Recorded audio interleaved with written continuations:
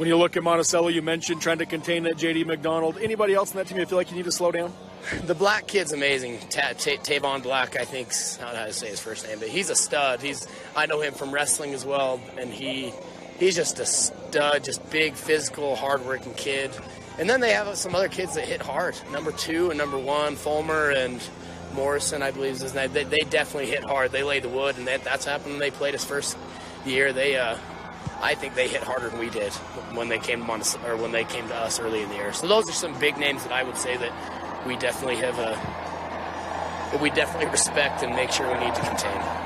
How's the health of your team coming into this game? Pretty good. There's a couple of bumps and bruises, as anyone probably would, but I think we're going to get just about the same look we would out of most of our kids. So, and what 2 or 3 things have to happen today for your team to get the win? We've got to execute on offense and come out, and we've got to flat hit harder than they do. And if we can hit harder than them, I think our boys they'll have a good day, as well as tackling. If we can tackle as well as we did last week against a more superior team than the team we played last week, that's not to dog at all Water Canyon. That's simply just crediting Monticello, who's played football a lot longer. We got to have probably even better tackling day than we did last week. All right, Coach. Well, thanks for joining us, and good luck today. Thank you. Once again, Coach Tyson Larson there of the Rich Rebels here inside the Snow College pregame show. You got to see the chopper flying in and drop the football. Looked like Monticello was going to cover it up, but it took a football bounce and went over to Rich. So I think it was Noah Perry that ended up grabbing that one for the Rich Rebels there as the chopper makes its way back over the field. And we are ready to play some football. But anything stand out in those interviews that you got to hear from those coaches today? I enjoyed both of those interviews, and the thing that stuck out in my mind is both coaches understand each other very, very well. They understand that this game is teeters on just a handful of things. It's going to come down to maybe 5 or 6 plays over 48 minutes.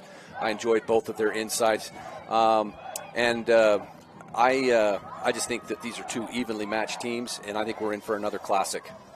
It starts with the quarterback for both of them. They're both the team's leading rushers, obviously the leading passers on this team. Who else do you look at as key players in this game? Desch and Tavon Black. All right, we'll watch that. Speaking of Jaden Desch, he is out and set to kick it away for the Rich Rebels. The kick is up. Thomas Fulmer back to receive for the Buckaroos. Will that one go past him into the end zone? So Monticello will start on their own 20-yard line to begin the 8-player state championship game. I think that both coaches definitely hit on the turnover portion of the game, as well as both teams have to take care of the football. The semifinal game turned last year on a late option, a bad pitch in the snow that Monticello recovered and was able to go down and score and win the game. So we've got what is an injury here on this initial kickoff for the Rich Rebels. I believe that's Jeremy Garcia down for the Rebels. And I didn't see we watched the ball go into the end zone. This is happening 35 yards upfield. Didn't see what would have happened. There wasn't a ton of contact because the ball went into the end zone. So not sure what the issue would have been here. But hopefully he's okay and can still play in this game. A senior for the Rich Rebels. Yeah, hopefully it's just the air got knocked out of him.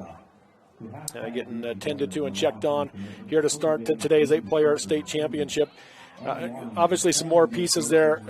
You and I really liked what we saw to Jet Holmes on both sides of the ball last week. As you see Garcia come to his feet, and he will be able to walk off under his own power there for the Rich Rebels. So that's good to see as well. Jet Holmes is, of all the football I've seen this year, had the single finest tackling afternoon of football that I've seen in a long time. That kid's like a black hole. If he gets his hands on you, you're going to the turf. And they'll have to do that because of all the space that this 8-player provides the offense.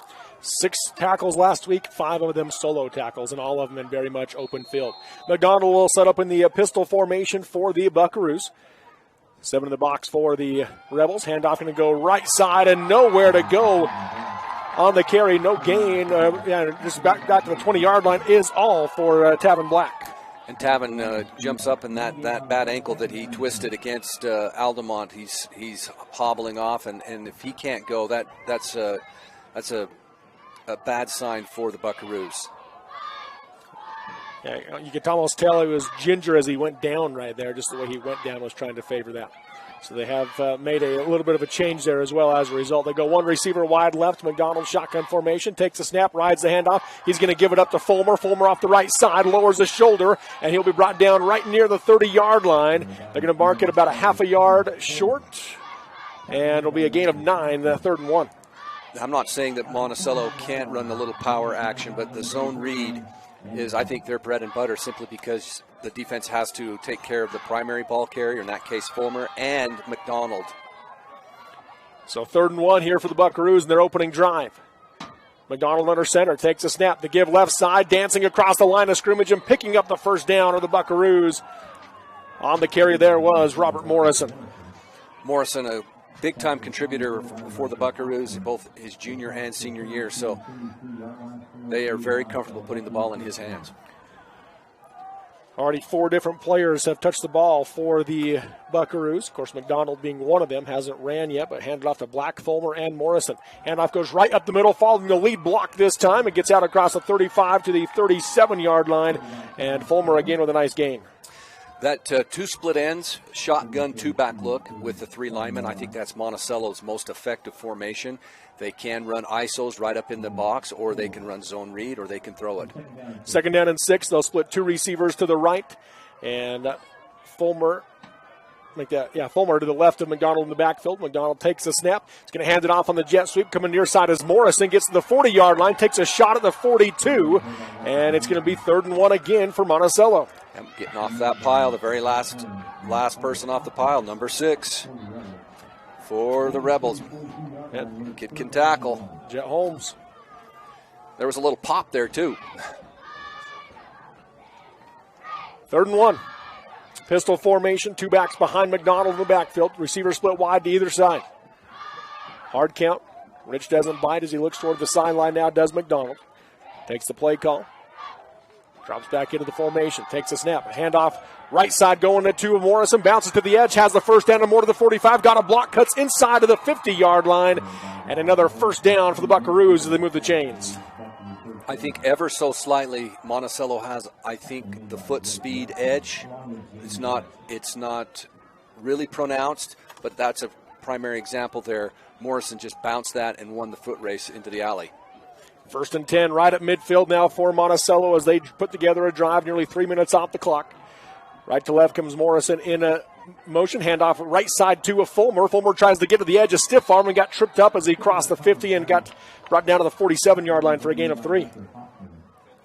Good tackle there by Hoffman. There's a lot of movement there. They give you a jet sweep look to the left, and then they come zone read back to the right. And just a lot of action there to defend. McDonald drops back into the pistol again, back to his right behind him. Wing to the left, takes a snap. Rides the handoff, going to give it off at 2. Fulmer has a lot of room out in front, gets to the 40. He'll be brought down right there at the line to gain by Jaden Dash, but another first down for Monticello. Great play, but there again, just a solid tackle. You keep thinking that play's going to bust for a major chunk, but the Rebels' ability to tackle in space, in this case Jaden Dash, tackled him right at the 40. Look at that, got his shoulder pad and helmet across the bow. 1st and 10, Buckaroos. McDonald will be in the pistol again. 1 receiver wide right, a wing to the left. Takes a snap. Fakes the handoff. Now going to give it to Morrison, getting around the far side of the field. Cuts inside of the 35, and brought down to the 34 for a gain of 6. These are just very well designed plays, and Monticello's really executing at a high level. They're targeting the box with the initial mesh, and then they're coming around with the perimeter with these speed sweeps. It's well designed, well executed. Fulmer and Morrison, each 4 carries, each 23 yards gained. 2 receivers to the right. McDonald sends Morrison in motion, fakes the handoff, going to keep it himself this time. Rich was ready for it, but McDonald able to beat the defender to the sideline and gets forced out of bounds at the 31 for a gain of 3. First missed tackle I think the Rich Rebels have had. It was a good stiff arm. McDonald a handful out in space. The ultimate sandlot football player. For the 3rd time this drive, the Buckaroos are facing a 3rd and 1. They converted the first 2 times rather easily.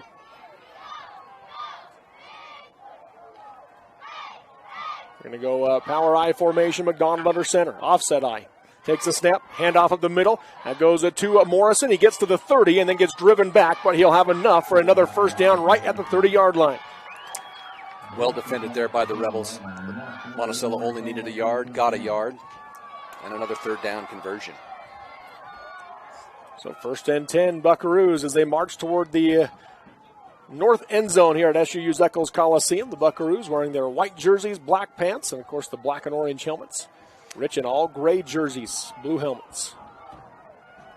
First and 10. McDonald goes under center again with the offset eye. Hard count. Rich came across easily, so add 5 yards to it, make it 1st and 5. Now Monticello, don't get me wrong, they absolutely want to score points on this drive, but they have done what they've the initial box has been checked, Robert, in that they wanted a flip field position. And so this drive has done that. Now you just really execute, and you're only 25 yards out on a 1st and 5 because they got the defense to jump.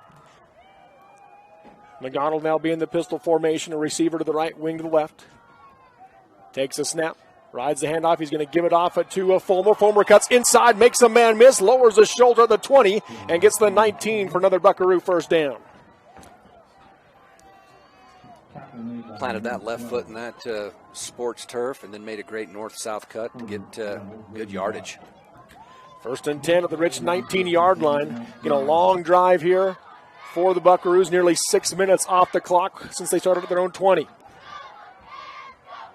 Two-back set, McDonald in the pistol, takes the snap, fakes the handoff, passes across the middle. It's going to go off the shoulder and nearly intercepted by Dash, but it'll be knocked down to the turf as it falls incomplete. JD would like that one back. That he just left that one a little bit behind on the slant. Looks like he didn't quite have the grip on it that he would have wanted. So interesting now, Rich is ahead of the chains. Can they make it hold up here on 2nd and 10? Big second down play. Receiver wide left. McDonald takes a snap, rides the handoff, gives it to Fulmer. Fulmer has some room to run, a stiff arm to break one tackle, and gets brought down to the 15 for a gain of 4. Fulmer and Morrison, that's a good 1-2 punch. And it doesn't look like Black's going to be able to go much on offense. Now he's standing on the sideline cheering his teammates on and giving high fives as they come off to get breathers. 3rd and 6 now for Monticello. Receiver wide to the right. That's Rogers, the team's leading receiver. McDonald shotgun formation, 3 receivers bunch to the left, takes a snap, looks to run, now passes out of the backfield, takes a shot, the pass falls incomplete, intended for Robert Morrison, and it's 4th down. Good pressure right in McDonald's face, and couldn't quite get enough on it, but even if Morrison catches that, Jet Holmes was there. Jet Holmes was closing. So 4th and 6 for the Buckaroos. They bring Fulmer back onto the field. 5:24 to go here in quarter number 1 of the 8-player state championship. No score. 2 receivers to the right, 1 to the left. Fulmer in the backfield. To the right of McDonald. Shotgun formation. Takes a snap. Drops the pass. Has plenty of time. Now rolls to his right. Steps up to run. Lowers the shoulder and will not get there as the ball is punched loose at the end. But they say he was already down at the 11-yard line, and it's a turnover on downs for the Buckaroos. Don't get me wrong. Rich is excited. Monticello a little bit disappointed.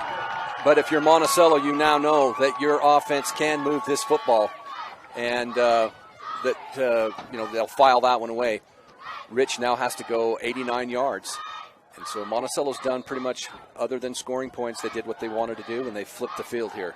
5:17 to go here in quarter number 1. Hoffman will work in the shotgun formation. Perry to his left in the backfield. 2 receivers to the right. The quarterback keeper up the middle, following the lead block of Perry. Hoffman able to break out to the far side and pick up a Rebels first down to the 22-yard line. Well, Perry and Hoffman, that's a good 1-2 punch in the backfield as well. And they just ran quarterback ISO there. It's this old-fashioned single wing. 8-player on 8-player because the quarterback kept it. They'll go 2 receivers to the right, 1 to the left. Stack to the right. Shotgun formation again for Hoffman. Perry to his left, takes a snap, drops the pass, looking across the middle. Now going to throw deep for the sideline. Jaden Desch is there and makes the grab over the top of McDonald. Down the sideline he goes. Jaden Desch off to the races, and no one will catch him. The Rebels strike first. Well, that's the beauty of 8-player football, is it's one-on-one everywhere, and a great throw and a great catch by Desh. McDonald was right there, couldn't quite keep his balance, and once he went to the turf, there was nobody to keep Desh from taking it to the house. Great job of Desh to hold on to that. McDonald had his arm in there with the football, and Desh able to hold on. Going for two. Hoffman takes a snap. Quarterback keeper off the right side. Has room. Steps into the end zone. And so the Rebels take the early lead here in the 8-player state championship. They only had about a 45-second drive for their first possession with 4:38 to go here in quarter number one. It's number 1, Rich 8, number 2, Monticello 0 on TeamHive.live, powered by Centricom, V6 Media, and KSL Sports. Special thanks to Channel V6 and these additional sponsors for making state football live coverage possible. Kings Peak Credit Union, Larson Haslam Dental in Roosevelt, Zions Bank, Chuck's Meat, Freedom Realty, Al's Food Town, and Gateway Sinclair in Duchesne.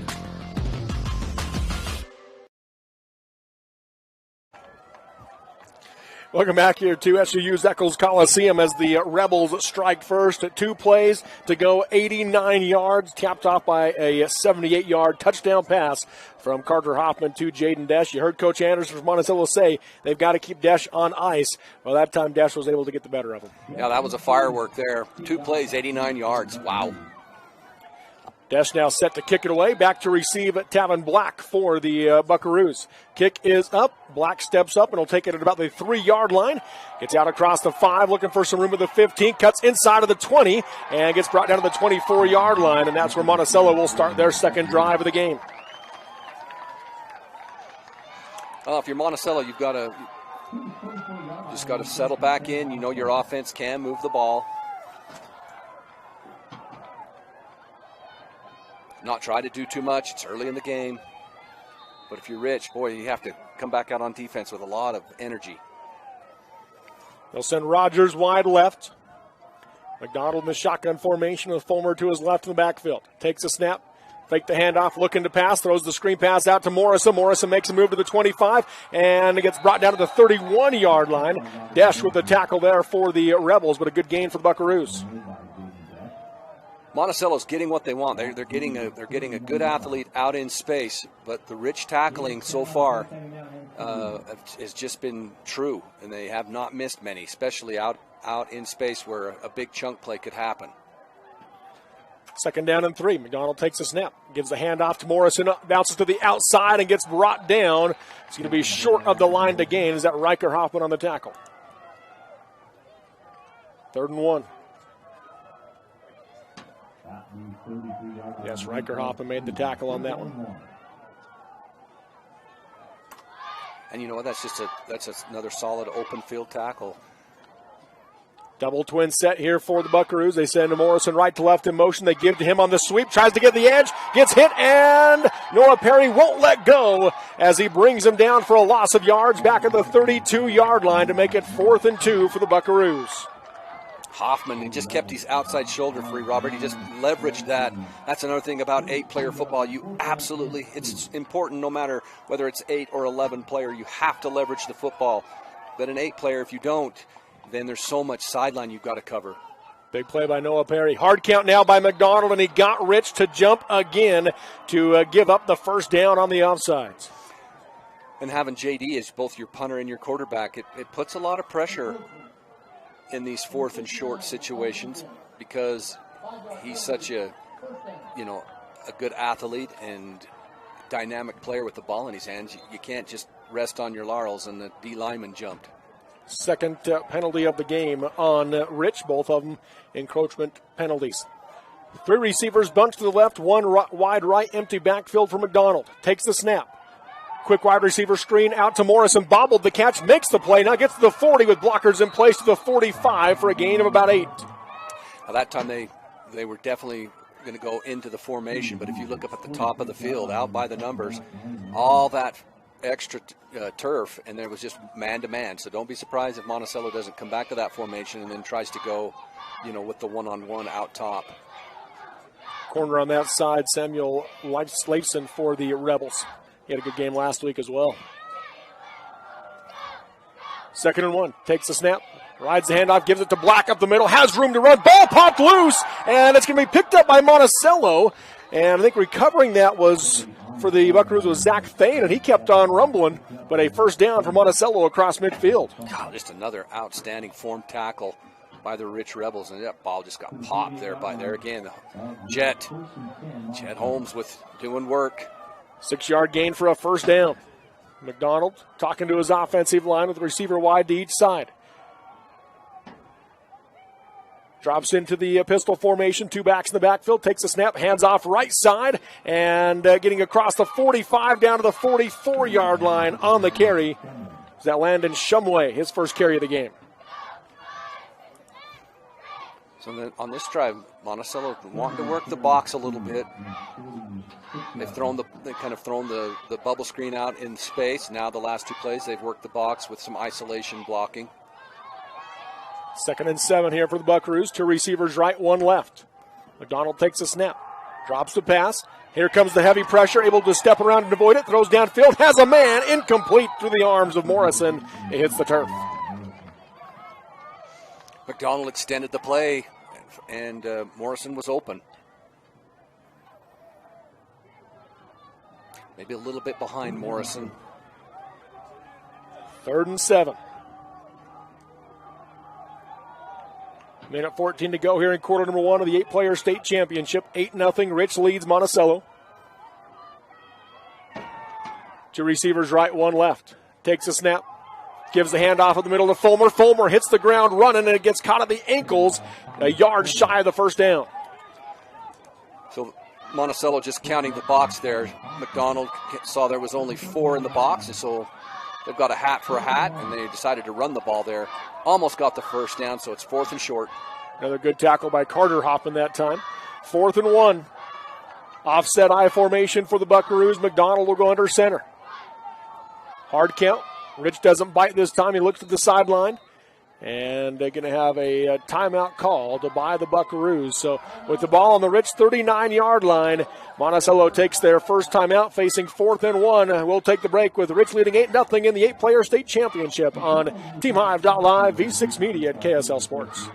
Any Hour Services has a team of technicians that can take care of any plumbing, electrical, or air conditioning needs you might have around your house. Got a drain that's clogged? Call Any Hour Services. Need a ceiling fan installed? Call Any Hour Services. Can't get the heat to come on? Call Any Hour Services. Maintenance, repair, or install, any job, any size, Any Hour Services. Mention this ad and take $50 off your next visit. Call Any Hour Services or schedule online at anyhour.com. No one helps more homeowners than Any Hour Services.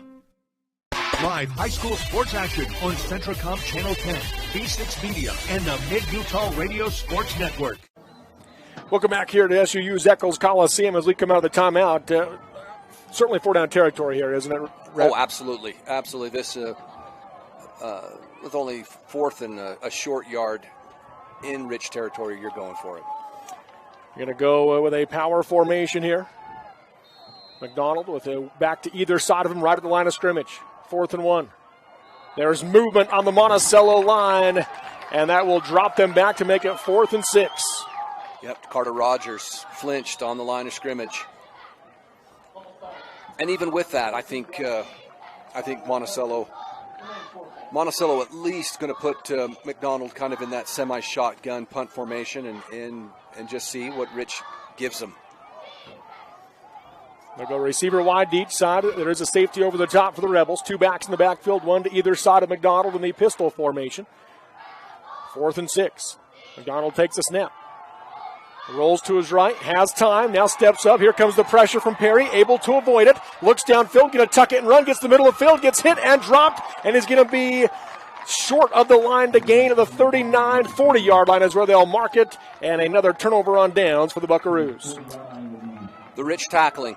So, they're that explosive 2-play scoring drive, headlines everything, but the consistency of the Rich Rebels, their tackling as a team, that was out in space against a slippery McDonald, and they just make another great tackle to keep Monticello from getting that first down.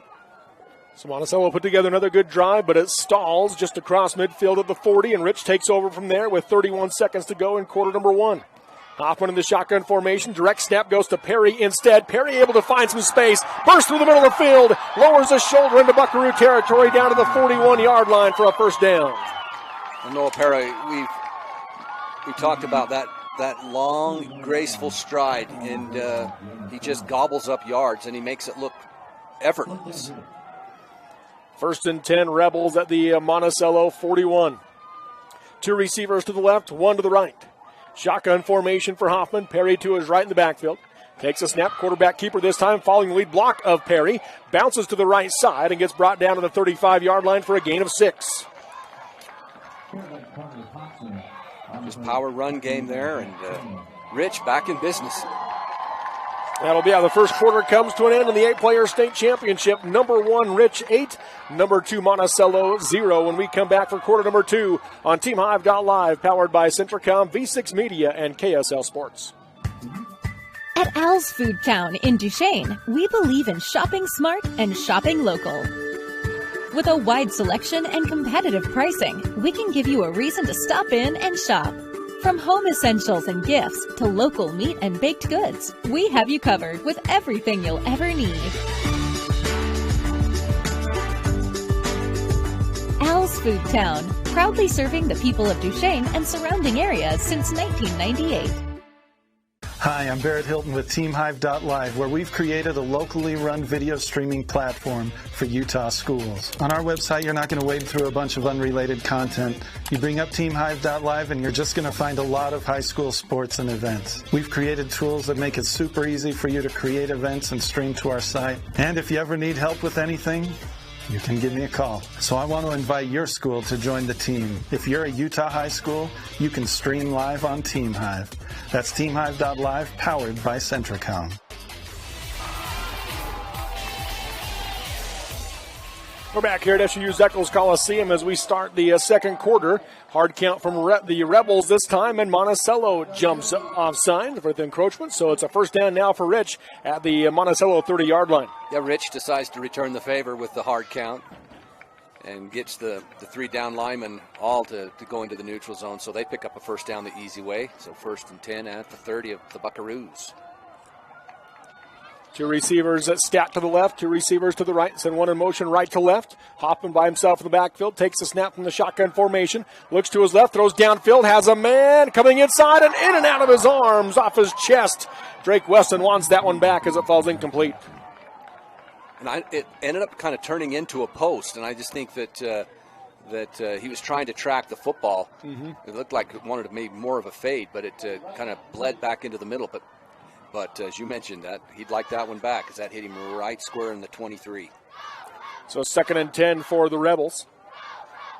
And both times when Monticello's thrown and incomplete on 2nd and 10, Rich made him pay. Let's see if the favor can be returned. Hoffman goes in motion right to left. That's Riker. They give to him on the jet sweep, trying to get to the edge and unable to get there as Morrison able to run him down after a short gain. Yeah, I think whenever Rich wants to attack the perimeter, that kind of plays a little bit more into Monticello's favor because I think Monticello, like I mentioned earlier, ever so slightly, I think a little faster team. That was a great play by Morrison because that play almost popped. 4-yard gain makes it 3rd and 6 in 2-down territory, 4-down territory here for the Rebels. 2 receivers stacked to the left, 1 to the right, direct snap to Perry. Perry lowers his shoulder, gets wrapped up, and he will be brought down as Chandler Henderson, the first to get there for Monticello.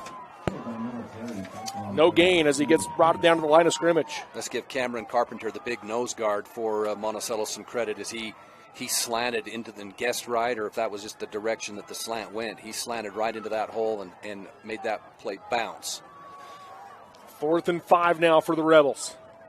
Leading 8-0 in this 8-player state championship. They'll go 2 receivers to the right, 1 to the left. Perry will be to the left. Nope, they're going to split him to the left as well. So double twin set here. Empty backfield for Hoffman, shotgun formation. Low snap, able to pick it up off the turf, throws across the middle for Dash, makes the catch inside the 5 to the end zone. Touchdown, Rich Rebels. So what makes defense so hard to play in 8-player is in 11-man, you can bracket a really good receiver. You can high-low a really good receiver. You can't do that in 8-player. And so Jaden Dash is always going to have one-on-one. And he runs a good crisp route, and he's got space to operate in. And if you get it anywhere close into his catch radius, he'll make the play. Good throw from Hoffman. Dash with a great catch. Direct snap to Perry again. Lowers the shoulder. Does he get in? No, he does not. As the Buckaroos defensive line steps up to get the stop. But Rich adds to their lead with 10:33 to go here in the first half of the 8-player state championship game. Number 1, Rich 14. Number 2, Monticello 0 on TeamHive.live, powered by Centricom, V6 Media, and KSL Sports. At UCCU, we'll provide you with a low-rate line of credit that makes it easy to access the equity in your home with no fees or closing costs. Simply complete an application on your phone or computer and select the low-rate option you prefer. And then sit back and enjoy the peace of mind that comes from knowing you have a low-rate line of credit. Ready for whatever life throws at you. To learn more or start your application, visit uccu.com or stop by any branch. Live high school sports action on Centricom Channel 10, V6 Media, and the Mid-Utah Radio Sports Network. So the Rich defense forces another turnover on downs, and this time they go 60 yards in 7 plays, capped off by a 26-yard touchdown pass to Jaden Desch to add to their lead, 14-0 over Monticello. Desch now set to kick it away. Black back to receive. Shorter kick this time. It's going to bounce at about the 17-yard line. Perfect bounce to Black. He gets across the 25, cuts inside of the 30-yard line, out to the 32, and that'll be the best starting field position of the day for the Buckaroos. You know, I was going to just throw another thought in is you and I had the privilege of doing Rich's game last week in the semifinal, and Jaden Desch was kicking field goals. He was booming extra points, and both times they've scored a touchdown, they've decided to go for 2, and I find that a little curious. Yeah, that's true. We'll see how that those coaching decisions play out as this game unfolds. 1st and 10 for the Buckaroos. McDonald with an empty backfield. Shotgun formation. Low snap. Rolls to his right, looking downfield, wanting to make the big play this time. Now he does throw downfield for Rogers, and it'll be incomplete. Flags that fly on the play. What is going to be likely pass interference. Yeah, it looked like the Rich DB just kind of gave up on the play. He was in pretty good position, but shoved him early. And just the old shove in the back, which is just not a football move. No. So that one's going to put Monticello almost to midfield. 15-yard penalty, third penalty on the Rebels for 25 yards, and Monticello has it at their own 47-yard line.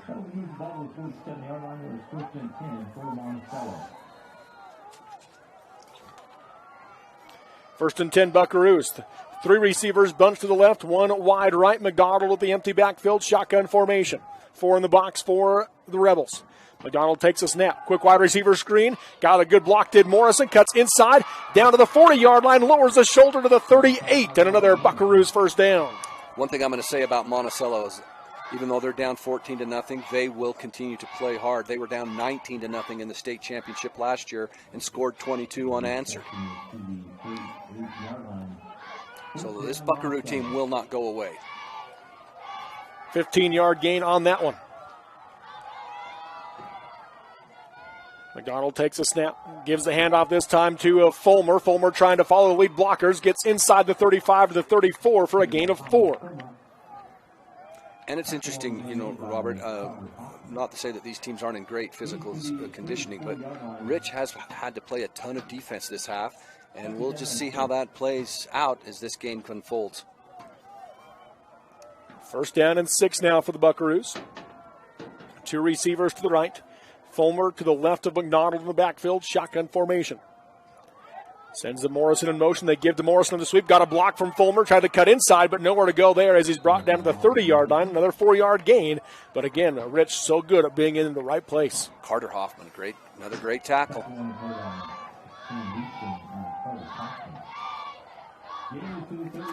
Third and 2. I was going to say he got off the block of the offensive lineman and then made a tackle right around the knees. Receiver wide to each side. 2 backs in the backfield, both Fulmer and Morrison. McDonald, shotgun pistol formation, takes a snap. Going to give to Morrison. Morrison, he gets past the line to gain plus 1 or 2 more as he picks up another Buckaroo first down nearing the 25-yard line. Yeah, that was just in the box. Pad pop, isolation football.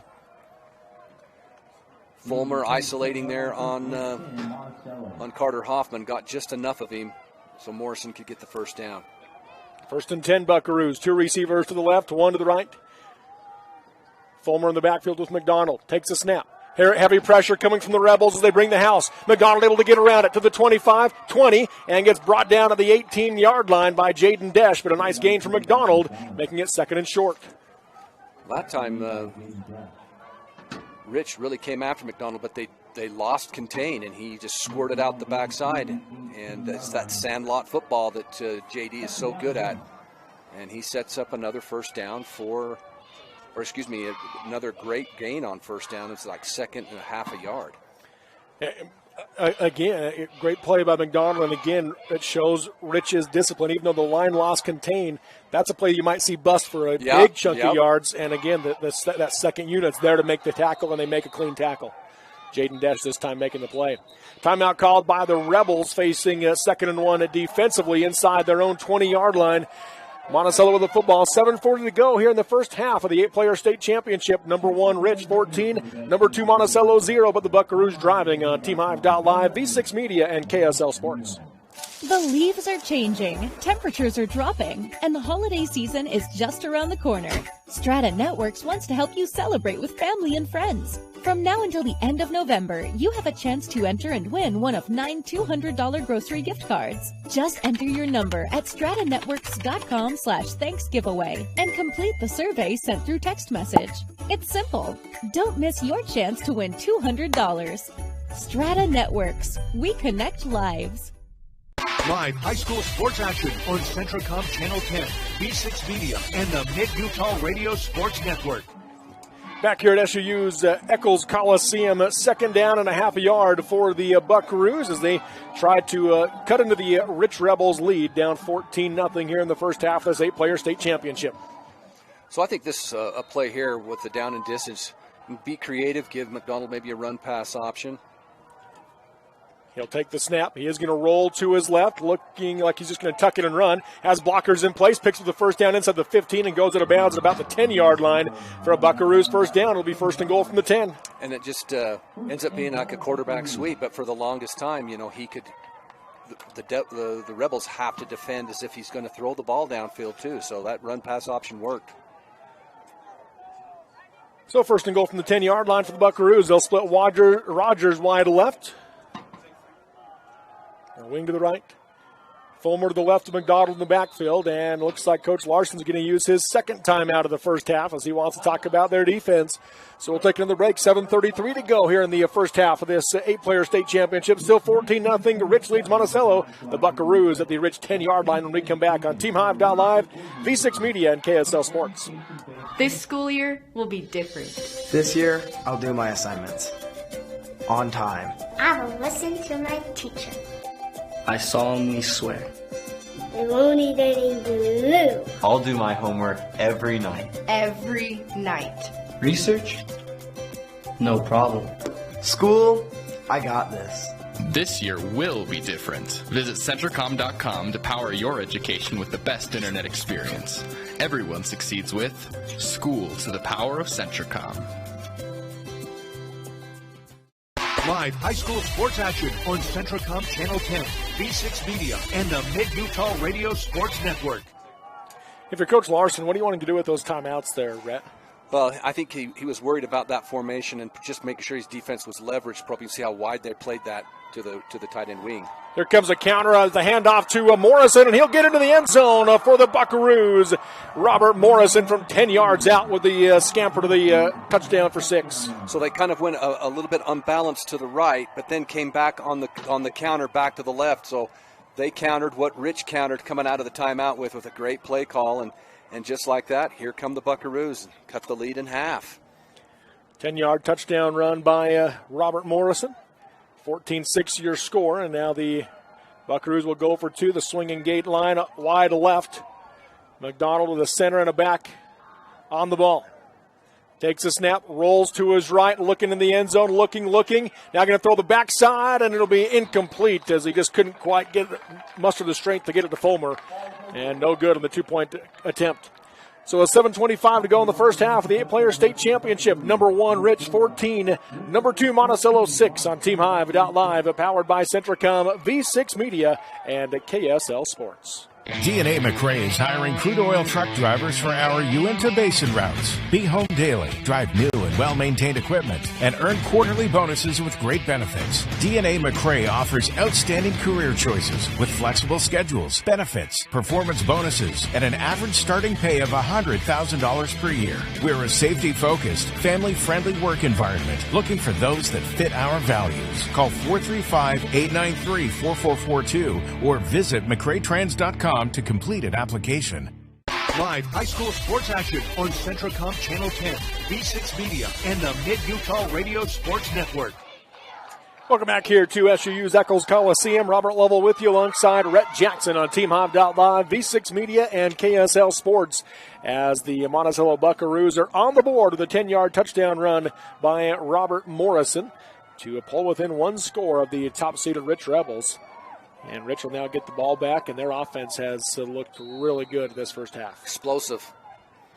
Kick is away by McDonald. Back to receive it is Drake Weston. He'll watch it go into the end zone for a touchback. And Rich will start on their own 20-yard line with 7:25 to go here in half number one. So now that Monticello's on the board, it'll be interesting to see how the Rich play calling. You know, they've been very aggressive throwing the ball. We'll see if they tighten up a little. It's just the give and takes, the ebbs and flows of two good teams that are evenly matched. Perry comes out of the game for Rich. They'll go double twin set. Two receivers left, two receivers to the right. Empty backfield for Hoffman. Shotgun formation. Left to right, Riker Hoffman goes in motion. They give to him. Here comes the reverse to the near side as they get the edge. Cuts inside of the 25. Gets hit and breaks a tackle. The 24 goes backward. Now it stays on his feet as he moves forward across the 25 to the 26-yard line. What a run by Hudson Perry, the freshman. There's a flag that came in at the end of the play.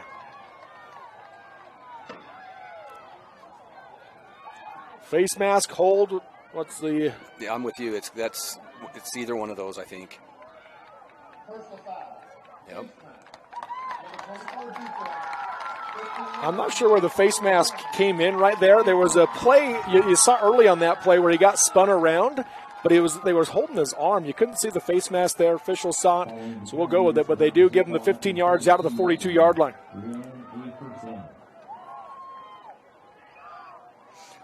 I mentioned earlier about always leveraging the football. Even when the play goes away, you've got to defend something coming back, and Monticello didn't that time, and Rich gashed him. They'll stay in this same formation. Hoffman going to be a quarterback keeper off the right side, gets up the middle, out to the 50, across midfield with a first down to the 45-yard line. I want to give number 65 for Rich. That offensive lineman did a heck of a job. Jack Bell. Just a great point of attack block there. You can see on the replay. He pancaked the Monticello defender and opened that hole wide. Into Monticello territory for the Rebels. 1st and 10 at the 45-yard line. 6:35 to go here in the first half. Two receivers to the left, one to the right. Perry to the left of Hoffman in the backfield. Hoffman to the design quarterback run, following the lead block of Perry. Cuts inside, gets to the 40. Needs 3 Buckaroos to bring him down at the 36-yard line. 37-yard line for a gain of 7 on the play, or 8 on the play. Well, Carter Hoffman and Noah Perry are two physical runners. And when they get their shoulders square and they can lean on you, they're always going to fall forward. And it takes usually more than one to get them down. 2nd and 2. Two receivers to the left, one to the right with a wing to the right. Hoffman will go under center. Sends Holmes in motion left to right. They pitch to him. Here comes the halfback pass, looking backfield, but pressure coming from the Buckaroos. He does throw it anyway, and it'll be incomplete as diving for it to try to get the interception was Henderson, but it does hit the turf. And he's running to his right, which made it the play broke open back to the left. But because his momentum was going to the right, he couldn't get any mustard on that, and then he was getting tackled as he threw it. So, yeah, Daniel Smith came wide open on that backside post, but the pressure by Monticello made it so he couldn't plant and throw. But he was wise to get a pass off, because otherwise it would have been a sack. They'd have lost 7 or 8 yards. As it is, it's 3rd and 2. They were just deciding if they wanted to call intentional grounding or not. They do not, so 3rd down and 2 for the Rebels. 5:41 to go here in the first half. 14-6 your score.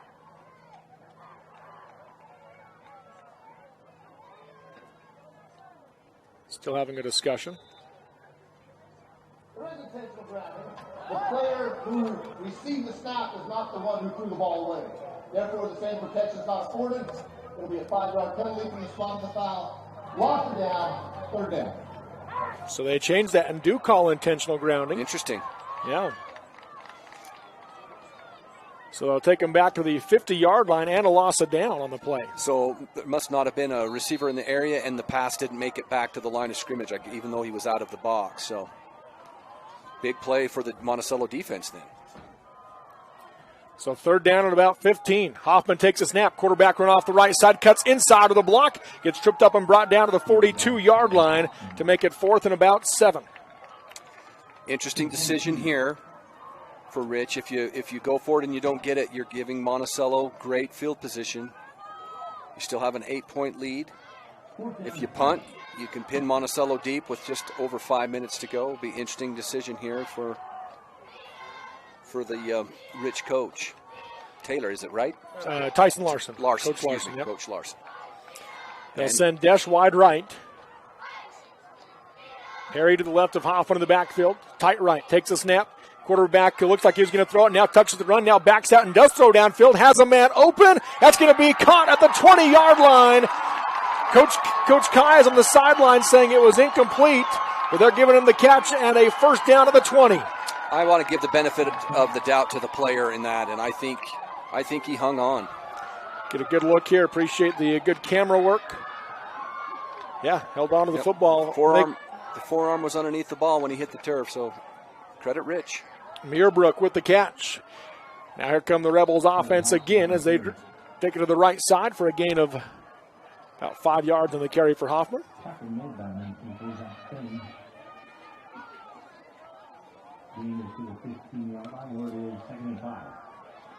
Hoffman now with Perry to his right.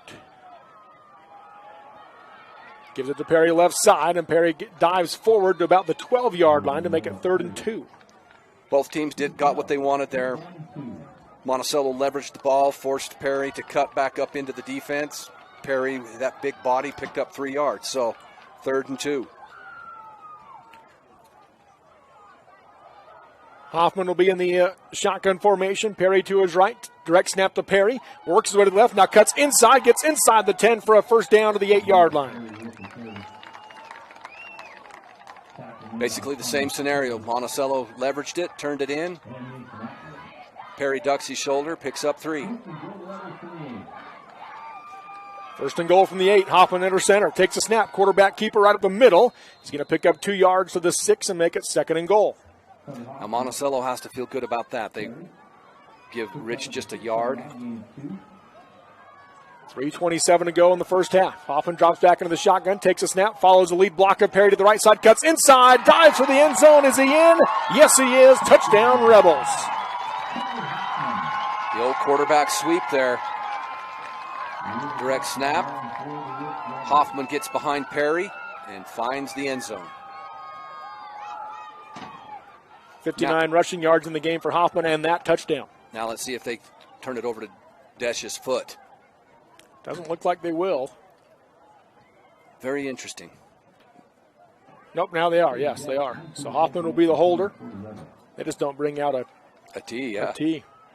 Snap is good, hold is down, kick is up, and it is good. So with 3:21 to go in the first half of this 8-player state championship, number 1 Rich 21, number 2 Monticello 6 on TeamHive.live, powered by Centricom, V6 Media, and KSL Sports.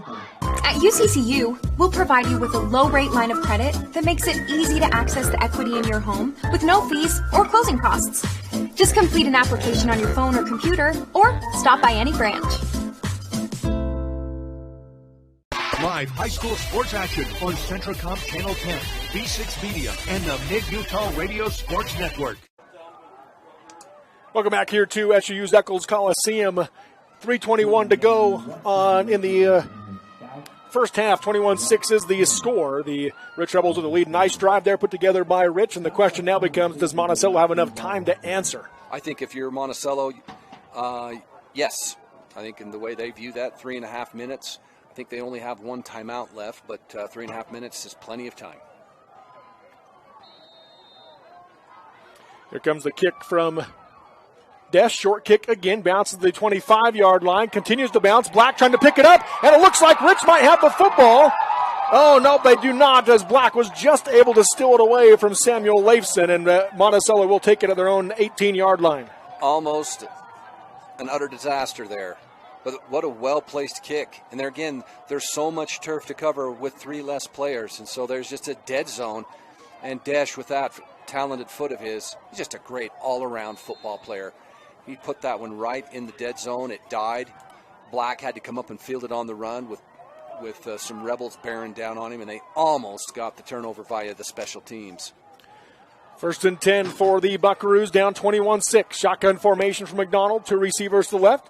Left to right, they send Morrison in motion. They drop back to pass. Here comes the pressure. Perry giving great pressure. McDonald steps out of it, tries to tuck it and run, and he'll get across the 20 to the 21 for a gain of 3. Great pressure. McDonald did everything he could, but then the cavalry got there as he started to go north and south. 2nd down and 7.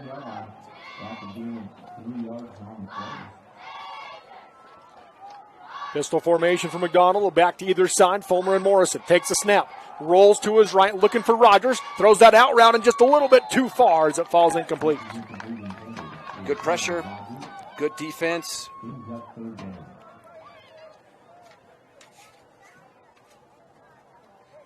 Carter Rogers had, I believe that was Weston, or Riker Hoffman, excuse me, right in his hip pad. There's not a lot of daylight between the Monticello receivers and the Rich defenders. 3rd and 7 now for the Buckaroos with 2:39 to go in the first half. The reason why I asked if they had enough time was because their drives have been the long, sustained kind of drives. We haven't seen the quick drives yet from the Buckaroos this game. 2 receivers to the left, 1 to the right. McDonald takes a snap, rolls to his left, looking downfield, throws a comeback route. That's going to be caught for a first down to the 30-yard line and gets out to the 33, maybe 34 is Zach Thane. That'll stop the clock momentarily while they move the chains, give Monticello a chance to get into their hurry-up. Picked up 12 on that play. At their own 33-yard line, clock down to 2:25 to go in the half. 3 receivers bunch to the left, 1 wide right. McDonald, deep shotgun, takes a snap, quarterback draw right up the middle to the 35, bounces to the left, breaks a tackle to the 40, breaks another arm tackle to the 45, looking to get to the 50, and Desch will force him out of bounds at about the 46-yard line. A big play for Monticello, and Rich is going to help him out with 15 more with a shove on the sideline. I just don't understand that. Jaden Desch made a clean tackle, made a good tackle on McDonald out in space, and then just got up and shoved him in the back. It makes 0 sense. I know these are young men, but if anybody on that Rich Rebel team knows better, it's Jaden Desch. And you make a good play. McDonald made a great play, and then you shoved him in the back, and that's 15 yards on. So Monticello.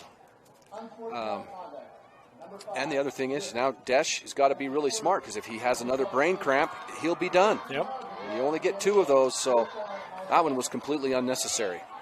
15-yard penalty puts Monticello down to the 31-yard line to help their drive. I think you could see right there, great camera work down on the sideline. McDonald went for the stiff arm and kind of grabbed the face mask of Desch, and I guess Desch didn't like it as a result, and that's where the push came from. They're going to put it at the 32-yard line is where they'll spot it. 1st and 10 Buckaroos. 3 receivers bunch to the right, 1 wide left. Shotgun formation for McDonald. 1st and 10. Takes a snap. Quarterback keeper again. Trying to find some space as he dances in the backfield and dives ahead of the 31 for a gain of 1. Well, that was well defended. Hoffman with another solid tackle. But if they're only going to go, when they empty that box out, there's 3 offensive linemen for 3 defensive linemen, and that means that the numbers advantage is to the Buckaroos. So Monticello may come back to that play on this drive. 2nd and 9, 1:38 to go in the half. This Rogers to the right. Wing to the left is Morrison. The tailback is Fulmer. Shotgun formation from McDonald, surveying the defense. Takes a snap, rides the handoff, gives it to Fulmer. Got a great block from Morrison. A stiff arm to the 25, down to the 21 for another first down. It's one of the rare times that a Rich tackler doesn't make the tackle in space. Fulmer And let's give him credit. He just got slippery there. And that was 24, Riker Hoffman, and he just couldn't get Fulmer down. Fulmer gets first down yardage. 1st and 10 to the 21-yard line. Fulmer out to the left of McDonald in the backfield.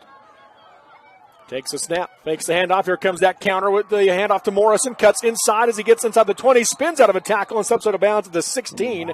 That'll stop the clock with a 5-yard gain. Now that's the exact same play that Monticello scored with earlier in the quarter. They make it look like it's going speed sweep right, and they come back left. 1 minute to go in the half. 2nd and 5 at the Rich 16-yard line for the Buckaroos. McDonald takes a snap, bobbles it, drops it on the ground, and just has to cover it up with the 20, so they'll lose 4 yards back to the 20 and make it 3rd and 9. And the Buckaroos will use their second timeout of the half. And we'll keep it right here under a minute to go in the half. Unfortunate play right there, but now if you're Coach Anderson, what are you doing with your offense? Well, the one thing about it, in 8-man, you don't really have to, there's still a lot of plays that can get you 9 yards just because of the space that the defense has to cover. But I would come back to a run-pass option. I'd give McDonald an opportunity, get him out on the perimeter, and maybe he can pump fake like he's going to pass it and then tuck it and run, or throw the flat or the curl. The downfield coverage by Rich defensively has been so good this game that Monticello's receivers have not been able to create any sort of space, which has made it difficult for McDonald to be able to even find a guy to throw to. Yeah, Rich's defense has been outstanding. 3rd down and 9 for the Buckaroos as we are in the timeout with 53 seconds to go in the first half. 21-6 is your score. Rich with the lead in this 8-player state championship. Buckaroos will go 3 receivers bunched to the left, 1 wide right. That's Rogers in single coverage. McDonald empty backfield. Shotgun formation. Takes a snap. Pump fake to his left, looking downfield, looking on the backside now. It's a tuck it and run, cuts inside, able to get through an arm tackle, gets inside the 15, tripped up from behind by Drake Weston down to the 13-yard line, but a nice gain to make it 4th and short. Just sandlot football. Just the quickness and the slitheriness of J.D. McDonald. 4th and 2. 30 seconds to go in the half. McDonald drops into the gun again. 2 receivers right, 1 left. Low snap, picks it up off the turf. Heavy pressure up the middle, and down he goes. Noah Perry with the sack to turn it over on downs. McDonald went down a little bit awkwardly and is slow to get up now for Monticello. That whole play was blown up. Yeah, that looked like McDonald got his ankle kind of caught underneath as he was tackled there. Looks like he's up trying to walk it off. That whole play was blown up simply because the rhythm of the play offensively. The snap was bad, and then was that, I believe, Noah Perry. Noah Perry with the blitz. So a loss of 10 for the turnover on downs. The 3rd time this game that Monticello has gotten deep into Rich territory and turned it over on downs. If you're Coach Larson, do you take a shot here up 2 scores, or do you take the knee and go into halftime with the... I'd take the knee because you're going to get the ball to start the second half. They are going to bring McDonald out of the game, is Coach Anderson. But here again, with 8-player football, there's no prevent defense. So it's man-to-man with a single high safety. So it is a little safer to take a shot.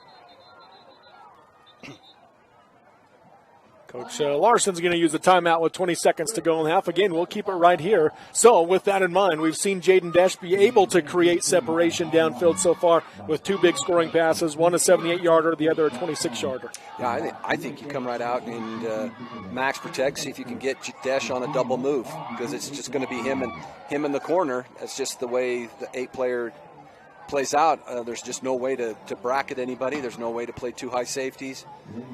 I mean, I guess you could, but then you empty the box, and then all of a sudden you're giving up a huge chunk play right up the middle. So, with 20 seconds left, 80 yards to go, 77 yards to go. Maybe that's the maybe Monticello might want to think about that. I think Rich does have one timeout or 2. So I thought that was Rich's last one, and Monticello still has one because they called 2 defensive timeouts. Rich did. Scoreboard has it reversed on there, so we'll have to see what they do here. Well, I like Jaden Desch. I'd give him a crack at it. They're going trips right, one receiver to the left. Desch is the inside receiver on the right. Empty backfield for Hoffman. Takes a snap, steps up, gets hit, down he goes at the 19-yard line. And it looks like Coach Larson will just go ahead and let the time run out after a loss of 4 on the play, and he's just going to call his team in as the final 5 seconds will tick off on this first half. In the 8-player football state championship game here at SU's Eccles Coliseum, it's number 1 Rich 21, number 2 Monticello 6. We'll take the break and come back with your Jones in the Mill Engineering halftime show next on TeamHive.live, powered by Centricom, V6 Media, and KSL Sports. Jones Paint and Glass has been serving the Utah community since 1938. We love the communities we serve, not only in Utah, but through our network of dealers outside of Utah as well. It is our passion to be able to turn people's visions for their homes into a reality. Whether you're updating your home or bringing the visions of your new home to life, Jones Paint and Glass is here for all your paint and glass needs. When you hear the crash, you better think Jones Paint and Glass. Feeling hurt? Uncomfortable standing, walking, or running? Salt Lake Running Company offers free custom shoe fittings. With an assortment of functional footwear and inserts, we've got solutions to help you have your best workout, work day, or work escape. For over 25 years, SLRC's award-winning customer service has helped people find the perfect personalized fit that keeps them comfortably moving. Visit us at one of our locations along the Wasatch Front or shop online at slrc.com today. Hi, I'm Barrett Hilton with TeamHive.live, where we've created a locally run video streaming platform for Utah schools. On our website, you're not going to wade through a bunch of unrelated content. You bring up TeamHive.live and you're just going to find a lot of high school sports and events. We've created tools that make it super easy for you to create events and stream to our site. And if you ever need help with anything, you can give me a call. So I want to invite your school to join the team. If you're a Utah high school, you can stream live on TeamHive. That's TeamHive.live, powered by Centricom. Kings Peak is the tallest mountain in Utah, standing at 13,528 feet. It's located right here in Duchesne County. We at Kings Peak Credit Union want to help you reach your highest financial point. We have been proudly serving our community since 1955 by providing quality services, loans, and tools to build a dependable future. Our dedication to Duchesne County and the surrounding areas lets us lift our members and the residents here to new heights. Kings Peak Credit Union is here to help with your next financial adventure. Earning your degree doesn't have to be complex. USU Uinta Basin lets you stay close to home and save money. As an Aggie, you'll have access to a personalized education with student support from faculty mentors. Let us help you achieve your goals your way. On campus, online, this is your U-State. From commercial to recreational truck accessories, Mountain Land Truck Outfitters has got what you need. Flatbeds, spray and bed liners, lifts and leveling kits, wheels and tires. Mountain Land Truck Outfitters proudly uses a brand you know and trust. And with our experienced, knowledgeable, and friendly staff, your visit here will be informative and enjoyable. Stop into our convenient location in Provo at 265 South 100 West or call 801-225-4637 to get a quote for your fleet or individual truck. Mountain Land Truck Outfitters. Live high school sports action on Centricom Channel 10, V6 Media, and the Mid-Utah Radio Sports Network. Welcome back here to SU's Eccles Coliseum. Robert Lovell with you alongside Rhett Jackson on TeamHive.live, powered by Centricom, V6 Media, and KSL Sports. This is the Jones and DeMille Engineering halftime show. We've got the Rich Rebels drill team out there entertaining the crowd here at the break. And their Rich Rebel crowd, they're pumped up. They've got the 21-6 halftime lead over Monticello. And they've already put up 6 more points than they did the first time they played them earlier this season in week 3. Well, their offense was extremely efficient. Their first touchdown, 2 plays, 89 yards. And they've just been opportunistic. They've thrown the ball a little. They've ran the ball well. They overcame a big third down on, I believe, that third touchdown. And then it was a fourth down that they overcame as well, and then punched it in. So Rich has done a great job with the amount of touches that they've had. Monticello's continually tried to press that defensive of Rich, and Rich continues to tackle very well and hasn't given up the big explosive play. And so they've kind of turned Monticello into having to do a lot of extended drives, long drives. And in the end, Monticello's got the one score, but they've been held on downs 2 or 3 other times. Let's take a look at our first half stats. We appreciate Brad James being here with us at the state championship Saturday. We've got 4 great games for you today. We're in the halfway through game 1. And let's look at those first half stats. Total offense for the Monticello Buckaroos, 197 yards. For Rich, 218. Very similar as we would have expected it to be. Passing yards, 126 for Rich, 43 for Monticello. Rushing yards, 154 for Monticello, 92 for Rich. Some of the key categories, Monticello is 5 of 9 on third down, 0 for 3, though, on fourth down. That's a major stat right there. Yep. And then you look at Rich, 1 of 3 on third down, but 2 for 2 on fourth down. Yep, that's the difference in the game right there, if you ask me. That's the ability to convert on fourth down. Yeah. Give Rich credit. And how many, 2 of those I can remember right off the top of my head were fourth and then right around a yard or half a yard that Rich made the play to get the ball back on down. So, yeah, great job by the defense.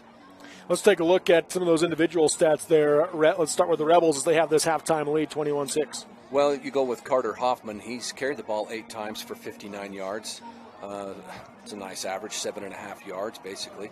Noah Perry has carried the ball 4 times, and he's gained 26 yards for 6.5. And it's interesting, the other 2 ball carriers, Riker Hoffman and Jet Holmes, both were tackled for losses. So when it's all said and done, there are 15 carries for 104 yards, an average of 6.1 on the ground. So for the Buckaroos, a lot more carries, 34 more, so a little over twice as many carries on the ground for the Buckaroos. Fulmer with 9 carries, he's gained 53 yards, that's 5.9 average. Robert Morrison, 11 carries for 48 yards, that's a 4.3 yard average. J.D. McDonald with 11 carries, 59 yards for just over 4 yard carry. Tavin Black, 2 for 6, that's a 3 yard average. Landon Shumway, 1 for 3, that's a 3 yard average. And so, if you look at on paper, Monticello 4.5 yards per carry, 169 yards on 34 carries. But in an 8 player situation where there's so much field that you can run to only average 4.5. They'd like that to be more like 6 or 7.5 for as much as they've pounded the rock. But there again, give Rich's defense a lot of credit. They're still one of the finer tackling teams, at least through this first half, one of the finer tackling teams I've had the privilege of watching this year. Yeah, they look very good defensively, and both sides of the ball. Rich has looked very good, and for the most part on offense, Monticello has looked very good. They just haven't been able to convert when they've gotten down deep into Rich territory. You're right. They've had that first drive. They took it all the way down. Definitely into the red zone at the 11-yard line. At the 11-yard line, and turned it over on downs, and then Rich answers right back with just 2 plays, and of course Jaden Desch with that great catch down the sideline and broke McDonald's tackle to take it to the house. But you're right, Rich has been able to bend but not break as much, and on the flip side been able to convert and be very efficient on offense. Yeah, so Monticello's 2 drives that they got deep, they got down to the 11 and turned it over on downs, and got down to the 13 before turning it over on downs, and then they also got to the 40 turning it over on downs. So we haven't seen a punt by either team in this game, as both teams have been able to move the football, but when it matters most, Rich has been able to get in the end zone. Right, and that's football. Yeah, I mean, you rack up a lot of yards on those drives that Monticello, and they were sustained, and they were well coached, well executed. But in the end, they weren't able to get into the end zone. And in the end of football, you've got to put the ball in the end zone. So at the half, it is number 1, Rich 21, number 2, Monticello 6. We'll take another quick break here in the Jones and DeMille Engineering Halftime Show. We'll come back and get you ready for the second half and give you a little preview of the next 3 games coming up today as well here at SU's Eccles Coliseum on State Championship Saturday in Utah High School football on TeamHive.live, powered by Centricom, V6 Media, and KSL Sports. It's not about the miles you take when you're driving, but the milestones you see when you get to where you're going. When you graduate high school, buy your first car, get married, start a family, find your first home, and grow old together. Let each mile bring you closer to the moments that matter. L&L Motor. People you know. People who care. Special thanks to Channel V6 and these additional sponsors for making state football live coverage possible. Kings Peak Credit Union, Larson Haslam Dental in Roosevelt, Zions Bank, Chuck's Meat, Freedom Realty, Al's Food Town, and Gateway Sinclair in Duchesne.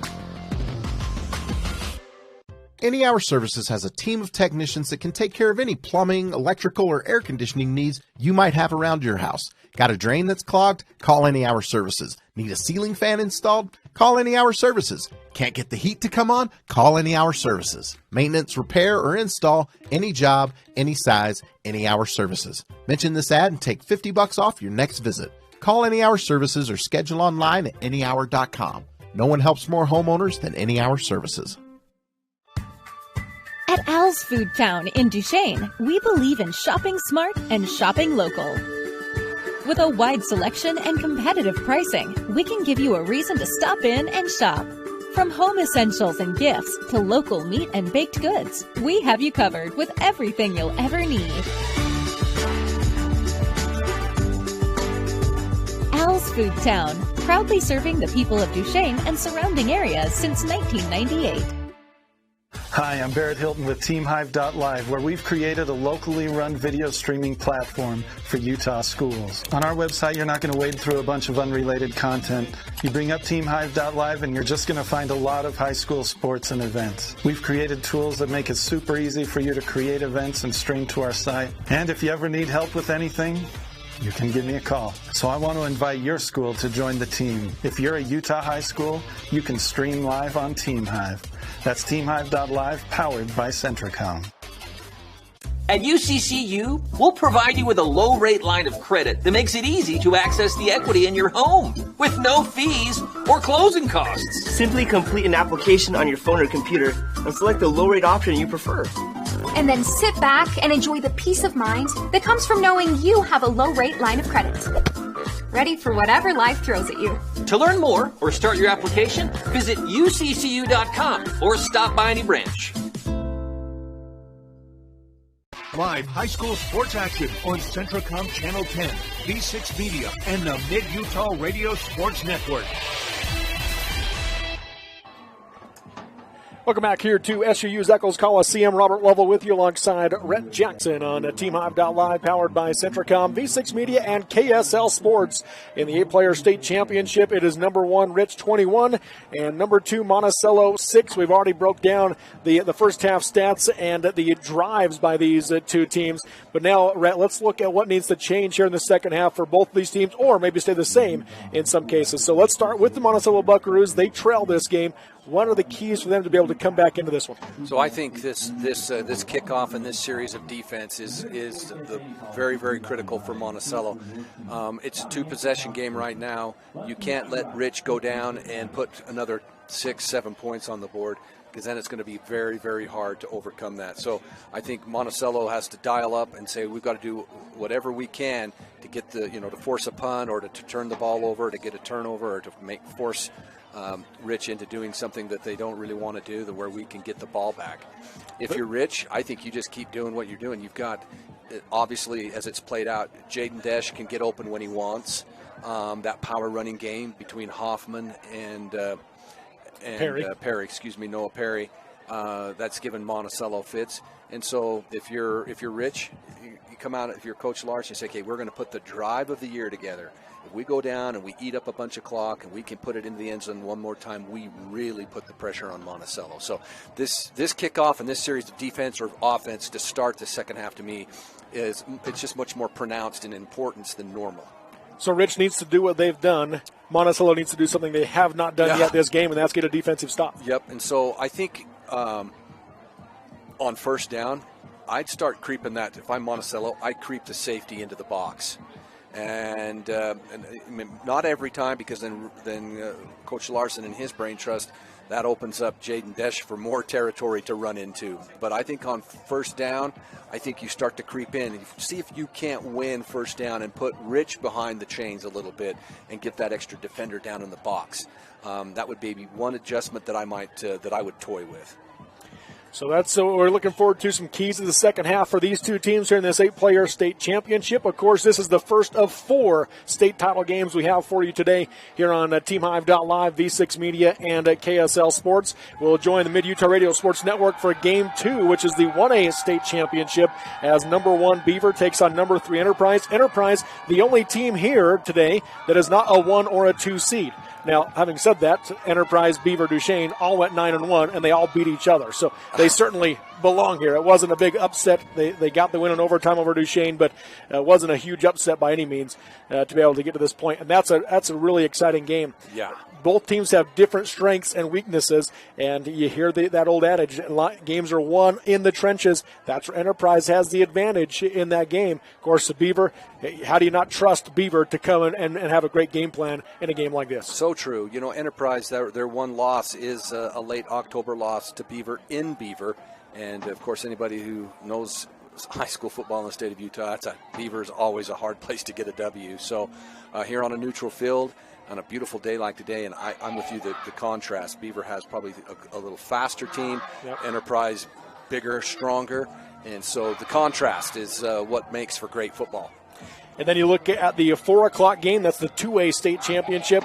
The juggernaut, South San Juan, 36 straight wins. Their last loss was Desert Hills 45-20 at the week 1 in the 2021 season. So they've been on a roll since that time, and you certainly can't shake your head at the Desert Hills loss either. So, they're looking very good. They look the part of a number 1 team, and what they are last week of the 51-0 drubbing of Summit Academy. On the South Summit side, that's a good Layton Christian team they beat last week, came from behind to win 17-14.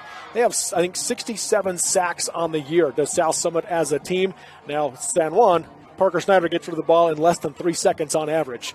So that's going to be key, too. Yeah, so I just shake my head at the amount of football, quality football that comes out of San Juan County. Let us not forget Monticello, also just 25 minutes up the road from Blanding. So San Juan County very well represented today, and San Juan High School there in Blanding, they've got a fantastic team. I think you definitely give them the edge, even though South Summit will come and be game and will do what they can. Then you look at the 3A state championship. Richfield, number 1 seed, number 2 Manti in that one. That's going to be another really fun game. Richfield might have the best line in the whole state. In my mind, I've said it, the biggest impact player in 3A this year has been their lineman, Nate Young. Just an absolute beast on the line. On the Manti side, they've got athletes. Richfield has athletes. They've got Manti has pass rushers. Richfield, I mean, it's going to be a phenomenal 3A state championship at 7 o'clock tonight. It's worth the drive down, and just if you were going to drive down here just to watch that game, even if you're not from Richfield or Manti, but I'm excited about that game as well. That's a 7 o'clock kickoff later tonight. Short kick again by Monticello. Bounce to the 25, and Monticello had a chance to recover it, and it goes right through the arms of Thane, and it'll be picked up by Rich as they'll have it at their own 20-yard line, right on the 21 or 22. Monticello returns the favor and put that ball just into the dead zone there, and just as Rich had a chance to recover one of those and didn't, Monticello, as you mentioned on the play-by-play, just overshot it and didn't come up with it. So, but at any rate, it's a long field for Rich. So Rich will start at their own 19-yard line, where they'll have the football to start their first drive of the second half. Again, a crucial first drive here to start half number 2 with Rich leading Monticello 21-6. And like you say, Thane, the young man, just couldn't quite get his torso down to smother that ball. Desch is wide right in single coverage. No safety over the top. Empty backfield for Hoffman. Takes a snap. Quarterback keeper off the right side. And a quick timeout called by Coach Larson. And so we're 3 seconds into the half, and Coach Larson calling timeout. What do you think he saw there, Rhett? Well, he saw the play clock going down, and they didn't want to get a delay of game. So I think he already took that. And I don't mean to – I like what Monticello's done. They noticed that free safety is now down in the box. And so – we weren't eavesdropping on Monticello's huddle or their halftime. That's just, having been around football a long time, in the 8-player format, that's what I would do. So they really didn't even take a timeout. They just let him burn a timeout and then not use it, basically, as Hoffman gets caught in the backfield. Now does turn upfield for a gain of 2 across the 20 to the 21. Hoffman running kind of a double option as he rode Perry into the line and then just kept it for the double part of that option play, but Monticello was ready for everything. And it's also interesting that Monticello moved their nose guard, big number 55, Carpenter. He's now playing down tackle. Hoffman will go under center. 5-man offensive line this time. Takes a snap, does Hoffman. Fakes the handoff to Perry. He gets tackled by that big lineman. Hoffman turns upfield, gets across the 25 to the 27, and that'll make it 3rd and short. And that's just that physicality, that Monticello had contact on him, but probably 3 yards back.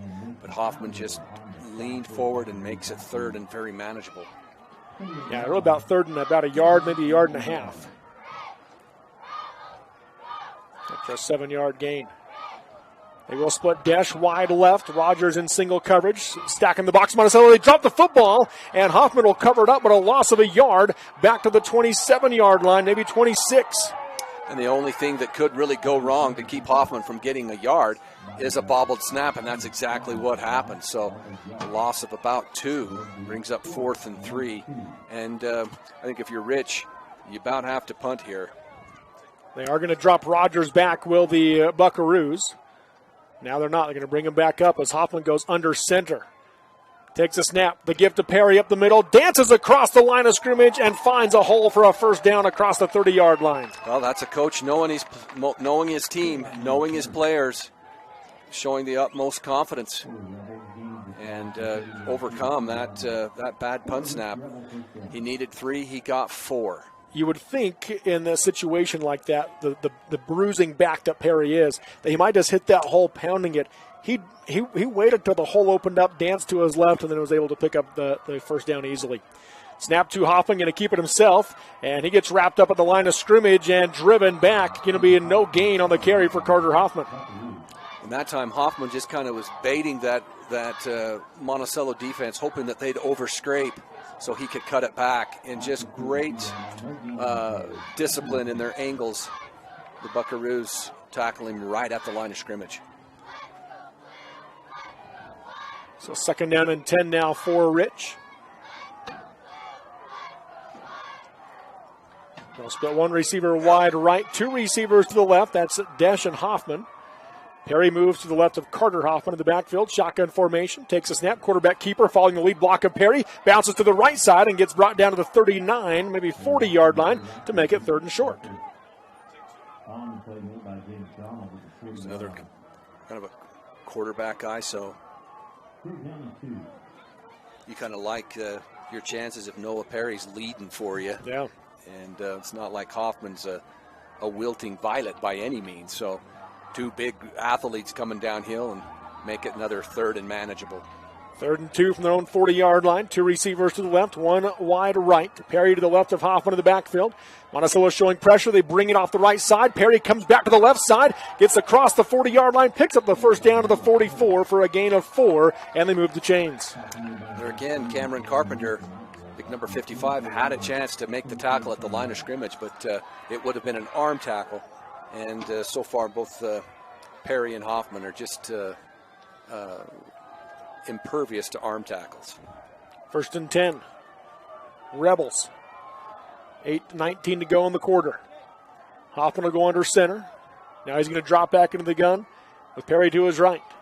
Takes a snap, drops the pass, looking to his left for Jaden Desch, cuts across the middle on a slant route. That's going to be caught into Buckaroo territory down to the 42-yard line for another 1st down. I think that's been one of the biggest separating factors of these 2 teams, the ability of Jaden Desch to get open against man coverage.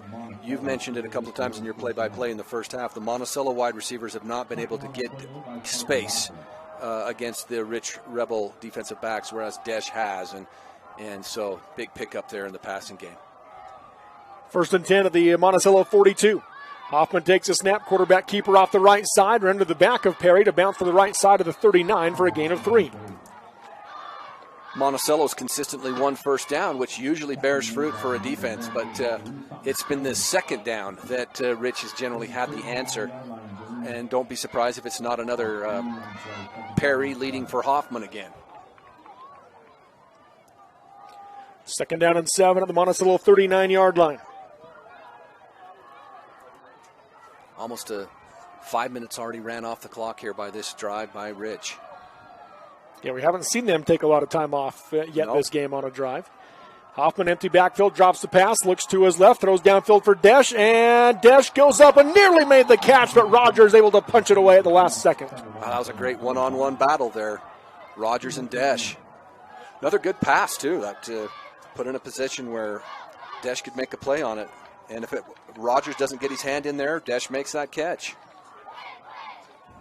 Yeah, Desch is a heck of a receiver, heck of a football player, period, as you mentioned earlier.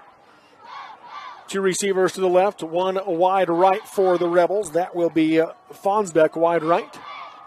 Perry out of the game as they bring Hudson Perry in at the back, tailback now. Going to run the option with Hoffman. Pitches it out to, that's Weston Drake, He'll be brought down at the 40-yard line on the carry. Drake Weston, not Weston Drake, Drake Weston. Gain of 2. Great pursuit there by Monticello. Another double option there. They got to the quarterback, Hoffman pitched it, and then they just strung out the pitch guy. Actually a loss. So yeah, a loss of 1, excuse me. Huge play here. Looks like Desch going into punt formation. 4th and 8. Now Desch is a good enough athlete. You can't just assume that because he's in punt formation that's how it's going to play out. So Coach Larson's going to use his 2nd timeout of the half already with 6:20 to go here in the 3rd quarter. We'll take the break with him. It's number 1 Rich, 21, number 2 Monticello 6 on TeamHive.live, powered by Centricom, V6 Media, and KSL Sports. The leaves are changing, temperatures are dropping, and the holiday season is just around the corner. Strata Networks wants to help you celebrate with family and friends. From now until the end of November, you have a chance to enter and win one of 9 $200 grocery gift cards. Just enter your number at stratanetworks.com/thanksgiveaway and complete the survey sent through text message. It's simple. Don't miss your chance to win $200. Strata Networks. We connect lives. Live high school sports action on Centricom Channel 10, V6 Media, and the Mid-Utah Radio Sports Network. Back here at SU's Eccles Coliseum. So Coach Larson already having used 2 timeouts here with less than 6 minutes gone in this second half. Yeah, but now it's Monticello's job to get to hang close in the 4th quarter and make them regret having to burn those. But looks like they're going to go for it. 4th and 8 at the Monticello 40 for the Rebels. Hoffman, empty backfield, 2 receivers to each side. Takes the snap, rolls to his right, steps up in the middle of the line of scrimmage, makes a man miss, gets tripped up, stays on his feet. Now he gets wrapped up by Fulmer, and he'll be brought down for a loss of 3, and it's a turnover on downs for the Rebels offense. So Monticello does what they absolutely had to do. Rich does enough, put the ball back into Monticello territory, and ran half of the 3rd quarter away. Decent, good field position for Monticello as they do take over on their own 43-yard line with 6:04 to go in the 3rd quarter.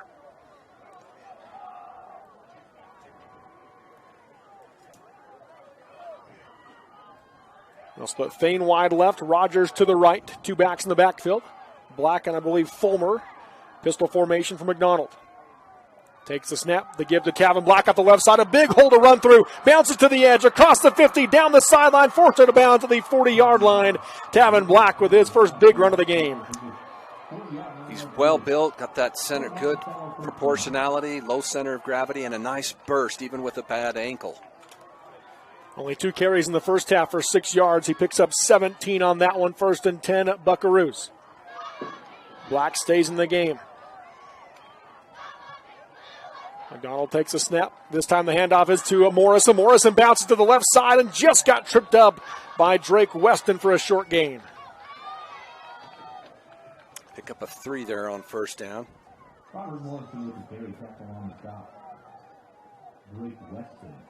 2nd and 7, Buckaroos. And if Weston doesn't get his shoelaces, that could have been a chunk. McDonald drops back into the gun, takes a snap, gives the handoff again. This one's coming to Fulmer up the middle. He turns up downfield and gets down to the 31-yard line to make it 3rd and short. Just a well-designed play. He just kept stringing it, and then he saw some daylight, planted, got north and south, third and, like you mentioned, less than a yard. At the Rich 31-yard line. This is starting to get to that area where Monticello has struggled to pick up first downs. Offset I formation for McDonald under center. Takes a snap. The give to Morrison. Bounces to the right side. Has some room to run as he picks up the first down. Cuts inside and stepped out of bounds on the plant at the 22-yard line for another Buckaroo first down. Morrison's that instinctively just saw the primary hole was plugged, and so he just made a cut to daylight. It's what you like to see out of an I-back. You know, when you get into the I formation, you give that running back opportunity to see things develop, and just a nice decision there by Morrison. Black and Morrison to either side of McDonald in the backfield. Takes a snap. The give to Black off the left side. Follows the lead block of Morrison, and Rich plugged the hole in a hurry. A gain of 1 is all. And I wonder, I'm thinking out loud, I'm just wondering if Tavin Black's ankle's a little better if he doesn't plant and bounce to the outside. But in this case, just tried to grind out what he could. The junior running back will get a breather as he heads off field, and they bring Fulmer back on. They're going to go trips right, one receiver to the left. That's Thane in single coverage. Empty backfield for McDonald. Takes a snap. Quarterback keeper off the left side. Just tries to find space. Gets inside the 20 and forced out of bounds at the 15-yard line to make it 3rd and short. Just Sandlaw football. That's where McDonald excels. They don't really have anybody assigned to him, so he made a quick read and then sprinted to the sideline. So another 3rd and manageable, 3rd and 2. Play call comes in. 4:14 to go in the 3rd quarter. Thane wide left, Rogers to the right. Fulmer and Morrison to either side of McDonald in the backfield, pistol formation. At the 15, need to get to the 12. Hard count. Rich looked like they were bringing pressure, did not jump. Look at the sideline. Now Monticello knows. Rich tipped their hat. And they're going to run out of time, but it looks like Monticello got the timeout in time. So Monticello will use their first timeout of the second half with 4:07 to go in the 3rd quarter. And, well, the clock's still running. Now it stops at 4:05. It is number 1, Rich 21, number 2, Monticello 6 on TeamHive.live, V6 Media, and KSL Sports. This school year will be different. This year, I'll do my assignments on time. I will listen to my teacher. I solemnly swear. We won't eat any glue. I'll do my homework every night. Every night. Research? No problem. School? I got this. This year will be different. Visit Centracom.com to power your education with the best internet experience. Everyone succeeds with School to the Power of Centracom. Live high school sports action on Centracom Channel 10, V6 Media, and the Mid-Utah Radio Sports Network. 3rd down and about 2.5, 3 yards for the Buckaroos coming out of the timeout. McDonald takes the snap, gives the handoff right side to Morrison, cuts upfield and dives ahead to the 15 just to get back to the line of scrimmage is all, and it's 4th and about 3 yards. Another good point of attack win there by the defensive line of the Rich Rebels. And then as Morrison tried to bounce it, just great pursuit, great leverage. So here's the bugaboo for the Buckaroos. It's this 4th down. They're going to go Rogers wide left, single coverage. Fulmer to the left of McDonald, takes a snap, fakes the handoff. Here comes the reverse to Morrison. They ran into each other. Morrison able to make something out of nothing, dives for the end zone. Touchdown, Monticello. A broken play results in a score for the Buckaroos. Just the way they drew it up, huh, Robert? Well, they've ran that play, and it's been successful for them where they go to the wing, and they ride the fullback, and then they run the wing counter. But McDonald and Morrison ran into each other. But then Rich over-pursued, and there was a seam that opened right up the middle. So the Buckaroos going for 2 to try to pull within 1 score. Empty backfield for McDonald. Takes the snap, rolls to his right, looking in the end zone, now throws to the back of the end zone. Caught! Is it Rogers that pulls it down? It went just over the outstretched hands of Fulmer, and Rogers reeled it in. Well, that's what they'd call flooding a zone. We'll never know, and if J.D. McDonald is smart, he'll take the fifth on who he was throwing to because it doesn't really matter. But that's a huge play. You think about they have to have that 2-point conversion to keep it a one-possession game. If they don't get that, it's 9-point cushion, Right. and so huge play there, and Monticello right back in it. 3:26 to go in the third quarter. Number 1, Rich 21. Number 2, Monticello 14 on TeamHive.live, powered by Centricom, V6 Media, and KSL Sports. We'll go ahead and keep it right here with the teams getting ready to make the kickoff already. But Monticello, they got the stop. Forced turnover on downs on Rich, and now they go back and make it a one-score game. Now Rich's job to answer. Right, and so I can tell that because they ran it a lot in the semifinal match that you and I did last week. They liked that option game, but they didn't run any option in the first half, Right. and now they came out in the second. So I think the play calling in the first half was, just a little more opportunistic, and I think I would let that option game go away for a while. Drake Weston back to receive the kickoff, stands at his own 9-yard line for the Rebels.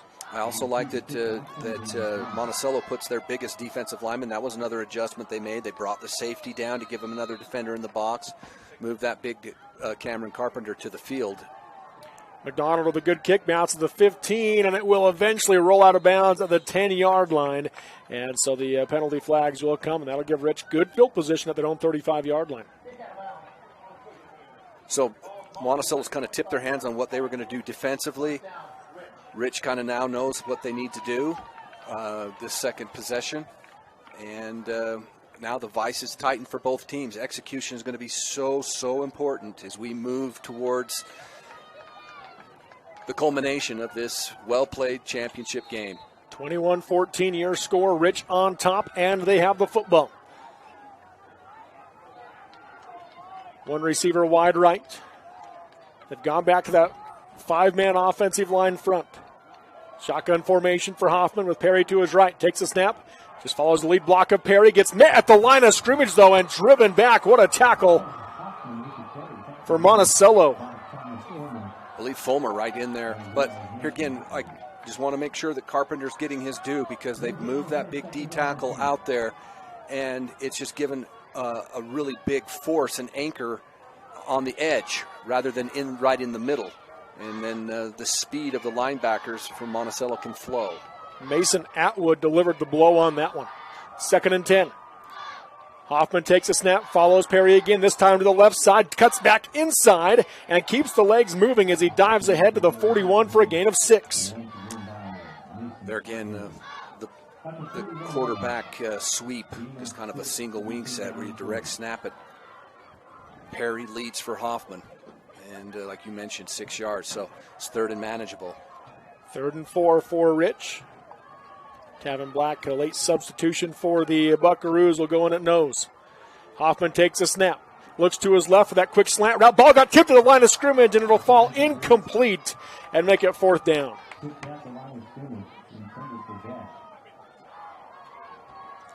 Dash had the inside. So was it McDonald that got it? I think it was McDonald that got his hand on it. It looks like Rich going to punt now. So Monticello, these last 2 defensive series have forced the punt. Dash back to kick it away. They will drop Rogers back to receive. Good snap. Kick is away. High spiraling kick. And it's going to land and take a Monticello bounce into the end zone, which was beneficial for Monticello. That was a beautiful kick from Jaden Dash. I tell you what, as far as just a sheer football player, he's one of the finer football players in any classification. Talk about, back in the day, they used to have that competition where it was punt, pass, and kick. Yeah. Jaden Dash, he could hold his own with anybody. That was a gorgeous punt. Yeah. And Rogers lost it in the sun. I mean, that was right up in there. And it worked out for Monticello, but it bounced into the end zone. So Monticello starts with their own 20. 2:08 to go in the third quarter, down 21-14. They send Rogers wide right. McDonald takes a snap. The give on the handoff to Black. Black with a stiff arm and can't quite pull out of the leg tackle as he gains 3 yards to the 23.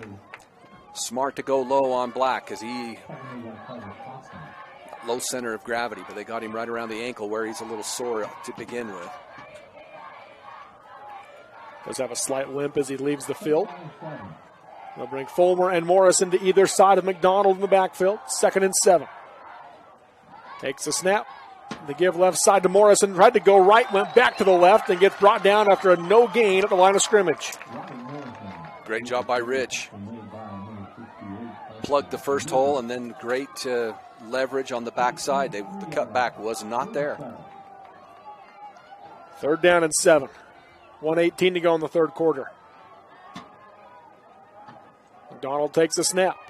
Steps up, going to throw out of the backfield for Morrison. Makes the catch, cuts inside, and able to stay on his feet and dive ahead for a first down for the Buckaroos.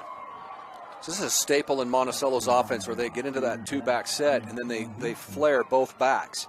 And in the 8-player football, there's nobody to really that can take that back man-to-man without really weakening your front. So it's a great play call, good execution.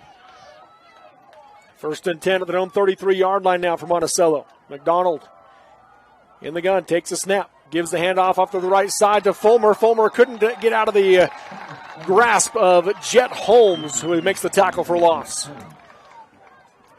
Holmes kind of playing that hybrid, kind of a corner, kind of an outside linebacker. Great tackle and for loss of about 2 yards. 2nd and 12 for Monticello. Receiver wide to each side. 28 seconds to go in the third quarter. Hard count by McDonald. They don't jump. Has plenty of time on the play clock as he looks at the sideline. Drops back into the pistol. Takes the snap. Rolls to his right. Design quarterback keeper as he cuts inside. Broke through one arm tackle, but then gets swallowed up. Ball came loose. It's still loose. It's bobbling around. Both teams diving for it, and the Rebels take over at the 30-yard line in Monticello territory. It's been a pretty clean game for the most part, but that time the ball gets put on the carpet and Rich recovers. The ball was bouncing in the air for a long time off of the shoulder pads and arms, and eventually Rich gathered it up. First time for either team to start on the other side of the 50-yard line. Hoffman going to run right side, has room, cuts inside down to the 25-yard line, and the ball came out again. I think I saw, the beanbag flying everywhere.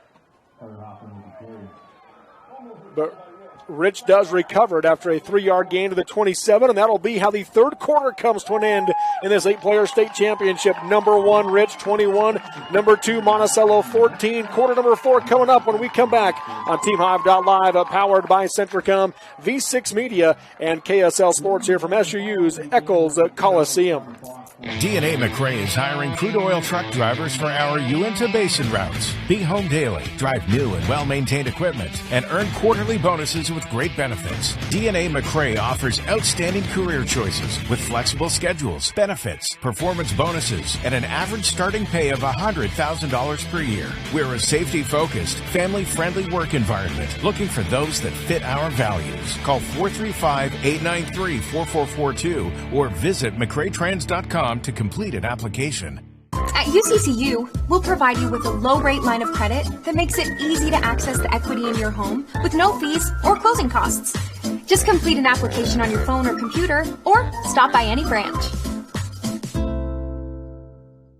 Live high school sports action on Centricom Channel 10, V6 Media, and the Mid-Utah Radio Sports Network. Jones. Great camera work again as we got to see that fumble right before we took that break, and the ball just was sitting there on the ground. It was looking lonely, wasn't it? And a Rich player able to scoop it up. 2nd down and 7 now for the Rebels. Hoffman takes a snap, goes right up the middle, lowers the head, and dives across the 25 to the 23 for a good gain of about 4 yards. So this is 4-down territory. If you're Coach Larson for the Rich Rebels, you've got 3rd and a long 2. So, of course, you do have a very capable field goal kicker in Jaden Desch, which, true, depending upon what the 4th down and distance ends up being, makes it so it could be an interesting decision there, because we know he can kick one 35, 40 yards. So they're within a 2-score game. They're within his range right now. Two receivers to the right, one to the left. Hoffman takes a snap. Quarterback keeper following the lead block of Perry. Cuts inside, gets across the 20, and he has enough for a first down to the 18-yard line. They're just that, and I think that's their best series of play here. Let Perry block for the quarterback. Hoffman. 21 carries already for Carter Hoffman for 89 yards in the game and a touchdown. Two receivers to the left, one to the right. First and 10 at the Monticello 18.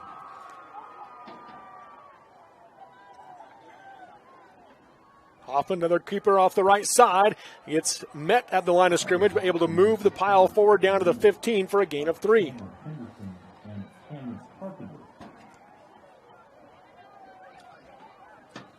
Just physical football. Second and 7 here for the Rebels at the Monticello 15-yard line. And a player hobbling off the field from Monticello, that's Chandler Henderson. Just got off the field. Two receivers to the left, one to the right now for the Rebels, and they're going to drop back as they reset the play clock to allow that injured player to get off the field. And so they're going to bring the huddle together at the instruction of Coach Larson. Smith got there just in time for the huddle to break and had to head back to the sideline as the far wide out on the far side of the field. Hoffman in the gun. Perry to his right. Takes a snap. Quarterback keeper again off the right side. Tries to cut inside, and Thane will bring him down to the 11-yard line. Another pickup of 4 yards to make it third and about 3. So far in this drive, that just seems right where Rich wants to be. They already know that, and I think the way they're calling these plays is that they know that they're going to go for it on fourth down if they need to. But at this rate, they're content with 3 and 4 yards here. Two receivers left, one to the right. Same formation. Perry to the right of Hoffman in the backfield. Hoffman takes a snap, follows Perry again, cuts inside, gets inside the 10 to the 5, and dives for the end zone. Is he in? Yes, he is. Touchdown, Rebels.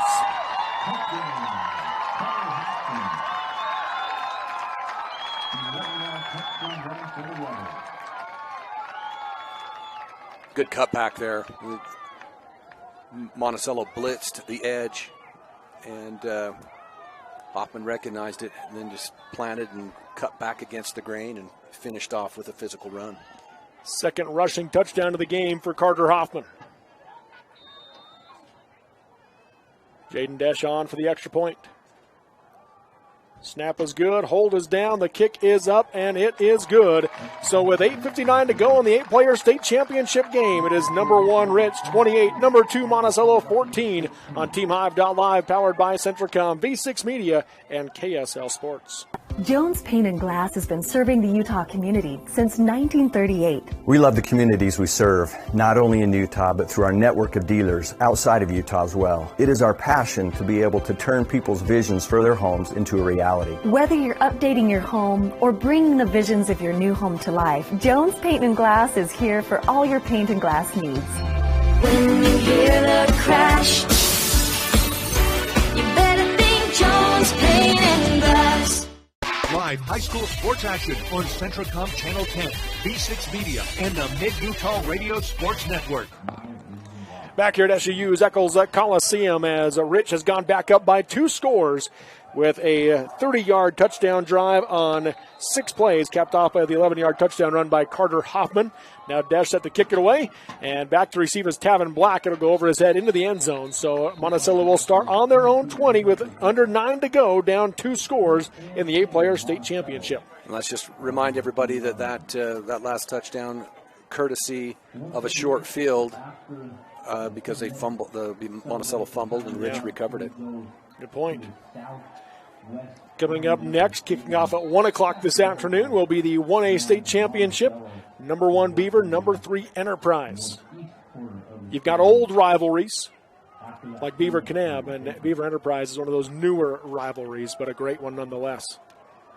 McDonald, pistol formation, 2 receivers to the right, 1 to the left. Takes a snap, handoff right up the middle, and swallowed up at the 21-yard line is Fulmer for a gain of 1. Another good play right there at the point of attack. That was Carson Mubrick with that tackle right at the line of scrimmage. 2nd and 9. Coach Kynes calling out the offense from the sideline. Coach Anderson standing to his right. McDonald takes a snap. The give on the handoff off the right side. Going to be a gain of about 3 on the handoff to Fulmer to the 24-yard line.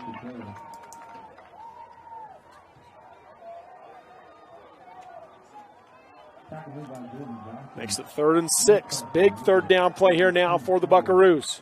Rogers goes wide right, Thane to the left. 2-back set. Pistol formation for McDonald. Look for those backs swinging. Steps up, throws across the middle on the slant, just off the hand of Rogers. Throw it passes a little behind him, and it falls incomplete. 4th down. Well, it's crucible time here. I don't know that Monticello can afford to give the ball back. Even though they're deep in their territory, I think they about have to go for it.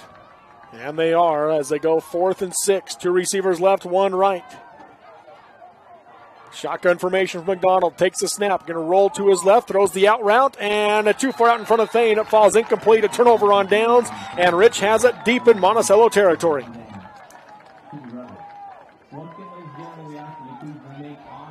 That's been the overall difference, I think, Robert, is the Rich's defense at the 2nd and 3rd level ability to just glue on to those man-to-man defense opportunities and not let Monticello be able to throw the ball very much.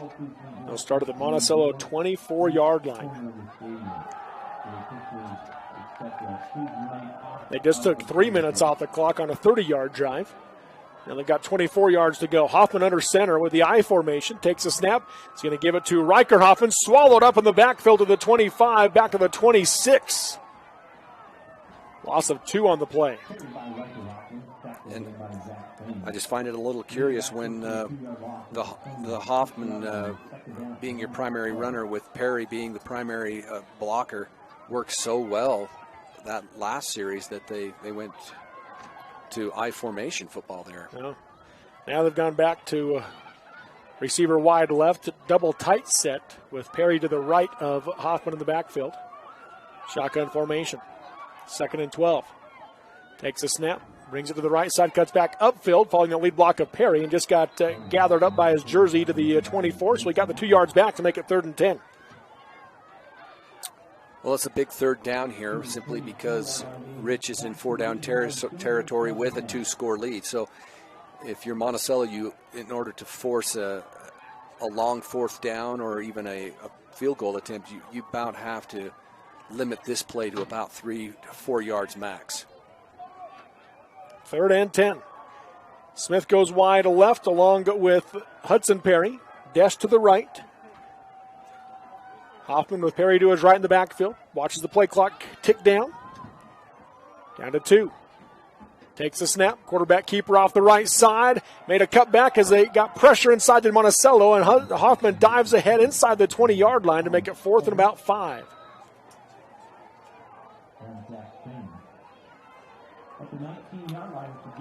I think the way your defense is playing, Rich can afford to go for it here.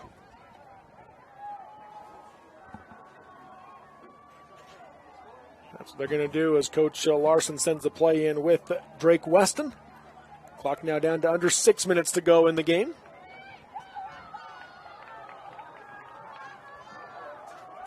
They'll split Smith wide right. Empty backfield for Hoffman in the shotgun formation. Takes a snap. Rolls to his left, looking for Desh.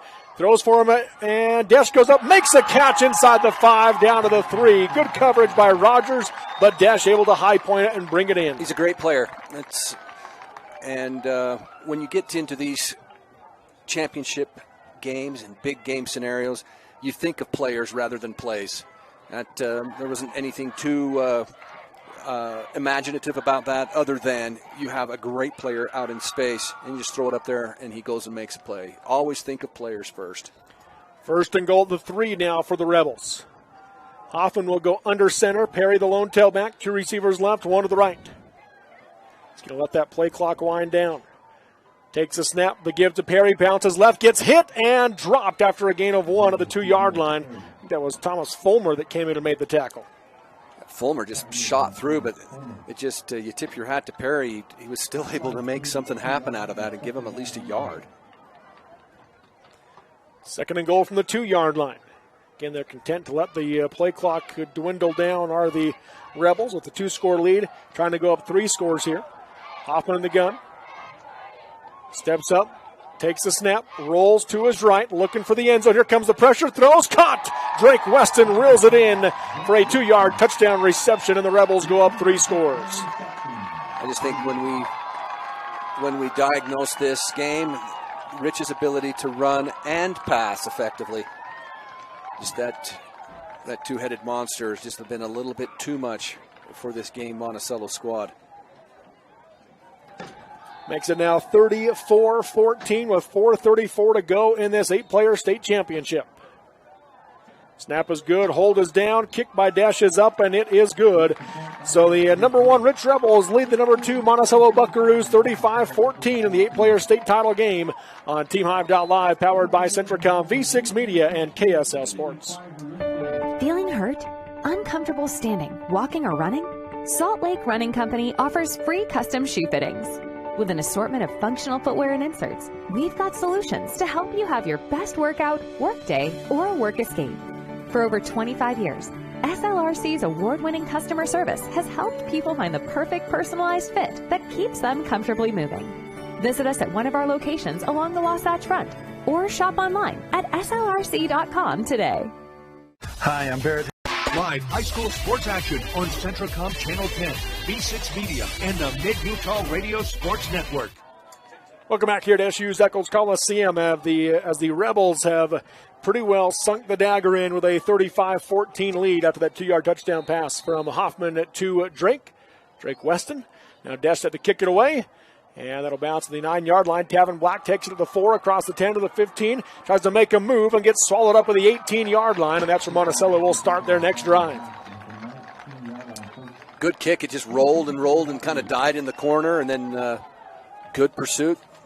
Special teams young men stayed in their lanes and make the tackle south of the Mendoza line.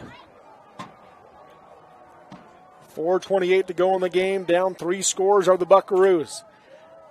Just a few minutes ago, it was still a 1-score game. Back-to-back quick touchdowns by the Rebels have given them the decided advantage, 35-14.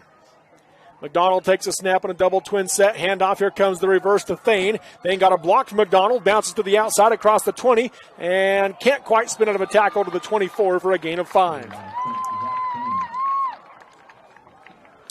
The Rebels didn't chase, and even though that play made 4 yards, I know Monticello was hoping for more.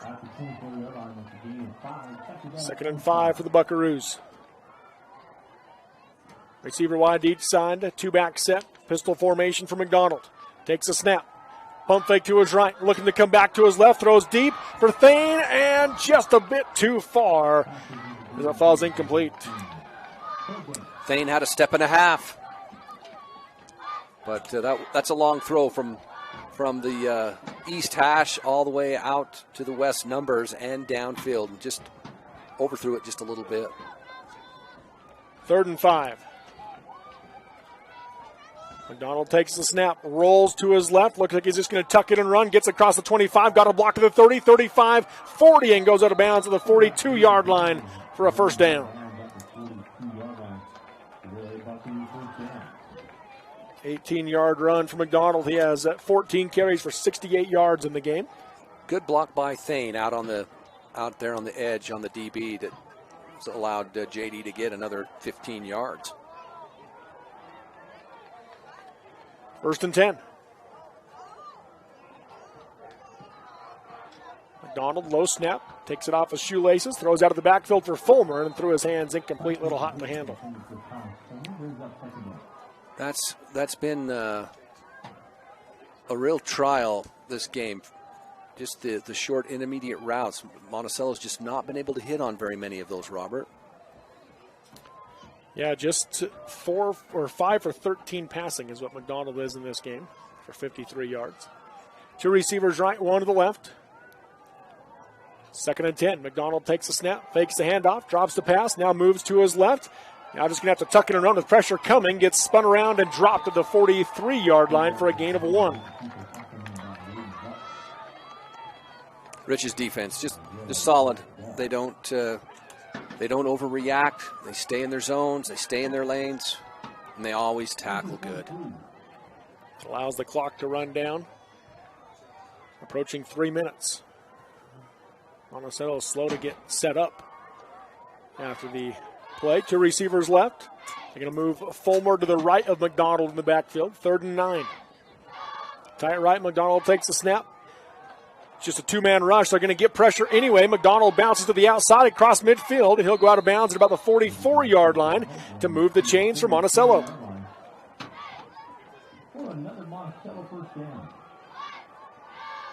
13-yard run for McDonald.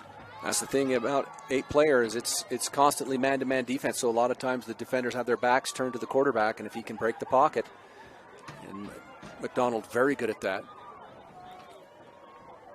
Rich just bringing pressure with 2 guys on the last couple of plays. They're going to do it again here as McDonald thought about throwing. Now thinks better of it, rolls to his right, now just throws that one away, and it falls incomplete.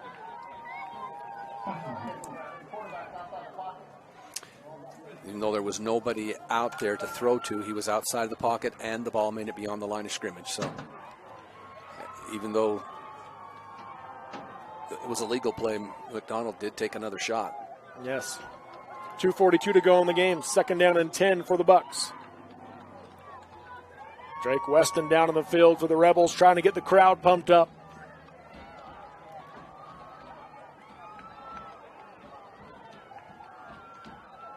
McDonald in the gun. 3 receivers bunched to the right, 1 to the left. Low snap. Picks it up off the turf. Quick pass on the crossing route. Caught by Rogers, but he's tripped up by his feet at the 38-yard line, and it'll be 3rd and about 4. And there again, these young men don't play on sport turf very often, and so as he went to just plant his foot and twist as he was trying to make that catch, that sport turf grabbed his cleat. Rogers hobbles off the field after the play. 2:10 to go in the game. McDonald surveys the defense. Low snap on the turf again. Able to pick it up, roll to his right. Here comes pressure from Drake. Unable to get him with a stiff arm. Now down the sideline goes McDonald. Lowers the shoulder to pick up the first down at the 33-yard line. That improvisation is where J.D. McDonald is at his best. He is slippery. He just reminds me of Fran Tarkenton back in the day. He knew where the line to gain was, and he was going to make sure he got it as he lowered the shoulder. Bringing him down there was Samuel Leifson. McDonald coming to the near side this time. Got lead blockers in front, gets inside the 25, and will step out of bounds at the 20-yard line. Another first down. Looked like he was going to cut it, and then he just dipped it back outside, set his blocks up very well. That puts him over 100 yards on the day on 18 carries. Might not end up the way that J.D. wanted it, his last high school game, but he's definitely played another great game. 1st and 10 at the Rich 19. McDonald takes a snap, drops the pass. Going to throw on that crossing route again. That's going to be caught inside the 15 by Rogers, down to about the 5-yard line, make it 6-yard line for a first down. 1st and goal now for the Buckaroos. Didn't really see those crossing patterns early in the game. Nope. And those are great routes if you can protect an 8-player, because it's man-to-man and you can rub the defenders off or make the defenders chase. 1st and goal from the 6. McDonald under center. Offset eye. Takes a snap. Fakes the handoff. Rolls to his right out of the backfield. There's the pass to Fulmer. Touchdown, Monticello. That was their best drive. They opened it up a little bit and more quarterback run game, and then just to finish it off with some great play calling there. Fulmer's first catch of the game goes for 6 with 1:21 to go. 35-20 is your score. Rich leading. 2 receivers to the left. Pistol formation with Fulmer behind McDonald. McDonald takes a snap, jet sweep, hands off to Morrison, hitting the backfield, and just tries to throw it towards the end zone. And it will be nowhere to anybody as it goes out of the back of the end zone, so no good on the 2-point conversion attempt. With 1:21 to go in the 8-player state championship. Number 1, Rich 35. Number 2, Monticello 20. We'll take the break on TeamHive.live, powered by CentralCom, V6 Media, and KSL Sports. Hi, I'm Barrett Hilton with TeamHive.live, where we've created a locally run video streaming platform for Utah schools. On our website, you're not going to wade through a bunch of unrelated content. You bring up TeamHive.live, and you're just going to find a lot of high school sports and events. We've created tools that make it super easy for you to create events and stream to our site. And if you ever need help with anything, you can give me a call. So I want to invite your school to join the team. If you're a Utah high school, you can stream live on TeamHive. That's TeamHive.live, powered by CentralCom. Live high school sports action on CentralCom Channel 10, V6 Media, and the Mid-Utah Radio Sports Network. Welcome back here to SU's Eccles Coliseum, and of course the onside kick looming here for the Monticello Buckaroos with 1:21 to go, down 35-20. What's the options for an onside kick in 8-player? Well, you kind of check the depth here. I'd try to see if you could land it about the 35 or 30 and just hit it in no man's land, see if you can run down and get it. Thane set to kick it away for the Bucks. It's going to be the traditional onside kick. Ball bouncing around, and it's going to be in a scrum at the middle of the field. And the official says Rich has it. Coming up with the football are the Rich Rebels. Hudson Perry, the freshman, scoops it up. It was bouncing around there for a second, and that was quite a unique onside kick. It looked like Thane was going to run to his left and then kicked it with his left. So that was pretty unique. Karaoke type of kick. Yeah. I'd have pulled a groin trying to do that. So Rich starts at their own 42 with 1:18 to go, leading 35-20. And just a couple of, maybe one first down away from sealing the deal here on this 8-player state championship. Well, the backbreaker in the game was the fumble deep in Monticello's territory that Rich put together a really nice drive and scored on. Hard count by the Rebels as Monticello is showing they're being bring a lot of pressure, and they get them to jump off sides. First penalty of the second half of Monticello. They're 4th in the game.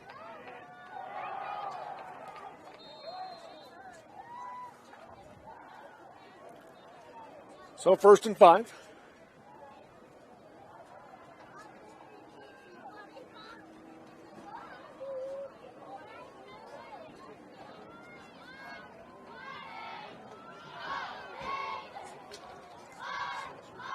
Direct snap to Noah Perry, goes up the middle, now bounces to the outside, gets wrapped up and brought down by a pair of Buckaroos. Going to be a loss of a yard, and Coach Anderson will burn his second time out of the half.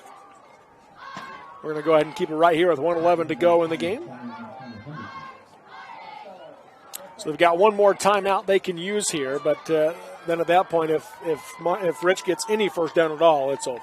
Right, and so that's if you're Coach Larson for the Rich Rebels, especially getting that free 5 yards to begin with, because Monticello jumped on the hard count. You call your 3 best running plays, maybe even 4 best running plays to get that 5 yards and put this game away.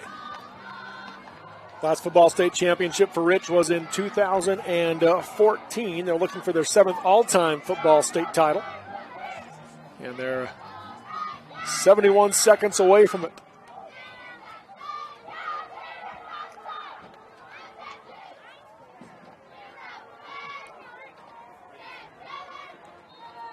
Two receivers to the right, one to the left. Perry to the right of Hoffman in the backfield. Takes the snap, follows the lead block of Perry. Monticello gets great pressure, and Thomas Fulmer with a tackle for loss back at the 44. And Monticello will use their final timeout of the game. Monticello selling out, bringing some pressure there. Fulmer on another linebacker blitz. He got home. So it's 3rd and 8.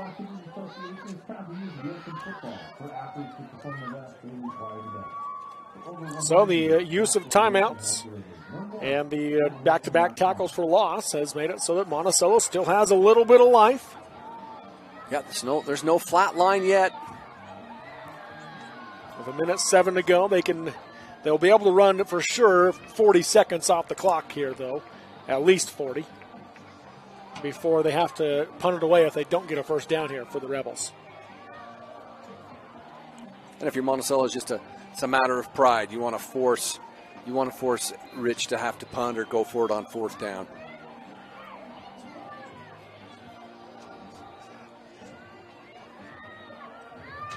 Rebels will come out of the timeout. They split the senior Kason Johnson wide left, Dash to the right.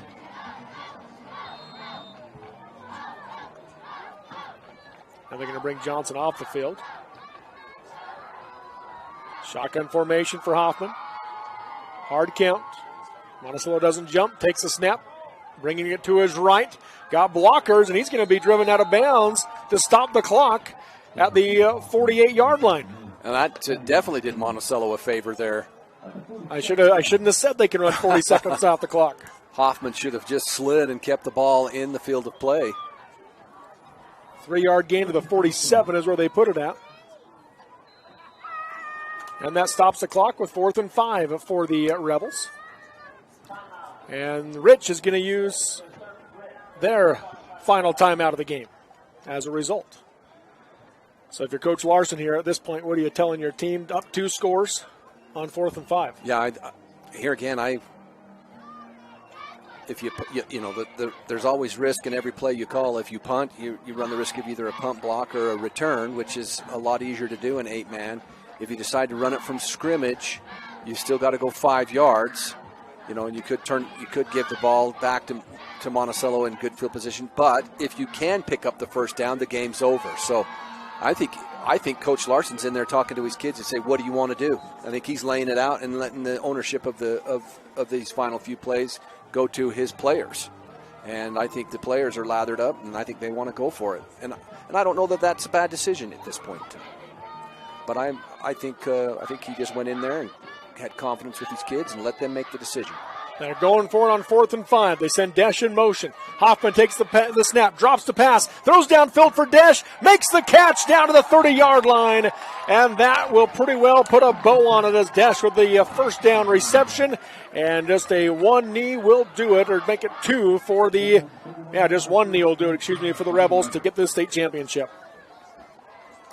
Well, I've seen Mr. Dash play now for, I think this is the 4th game that I've seen him play. Regular season game up in Rich last year when he was a junior, and then a semifinal game last year back here at the Coliseum, and then the 2 playoff games this year. He's just very impressed with this young man. He's a great football player. And Hoffman takes the knee, and that will do it. The Rich Rebels will be crowned the 8-player state champions in 2023, their first state title since 2014, as they storm the field to celebrate right near the SUU logo. And you look at the jubilation and the excitement, that's what it's all about. And it's I'm so pleased that Utah has 8-player football. Give these schools this kind of opportunity, and I just hope that a lot of other smaller schools can see the value in it and want to participate. But Rich, that's a very consistent, very physical, talented team. Heck of a team are the Rebels, and they're crowned the 8-player state champions, and a heck of a team for Monticello. Great season comes to an end in the state title game, but back-to-back years, first 2 years of 8-player, they've made it to this state title game. Yep, and they made it 21-14. They got the ball back, but then the fumble deep in their territory, and Rich, being a quality team, championship caliber team, made them pay, and that got them the cushion. Teams will give each other a 5 at midfield as they go through the high-five line. And again, the Rich Rebels are your 2023 8-player state champions with a 35-20 win over the Monticello Buckaroos.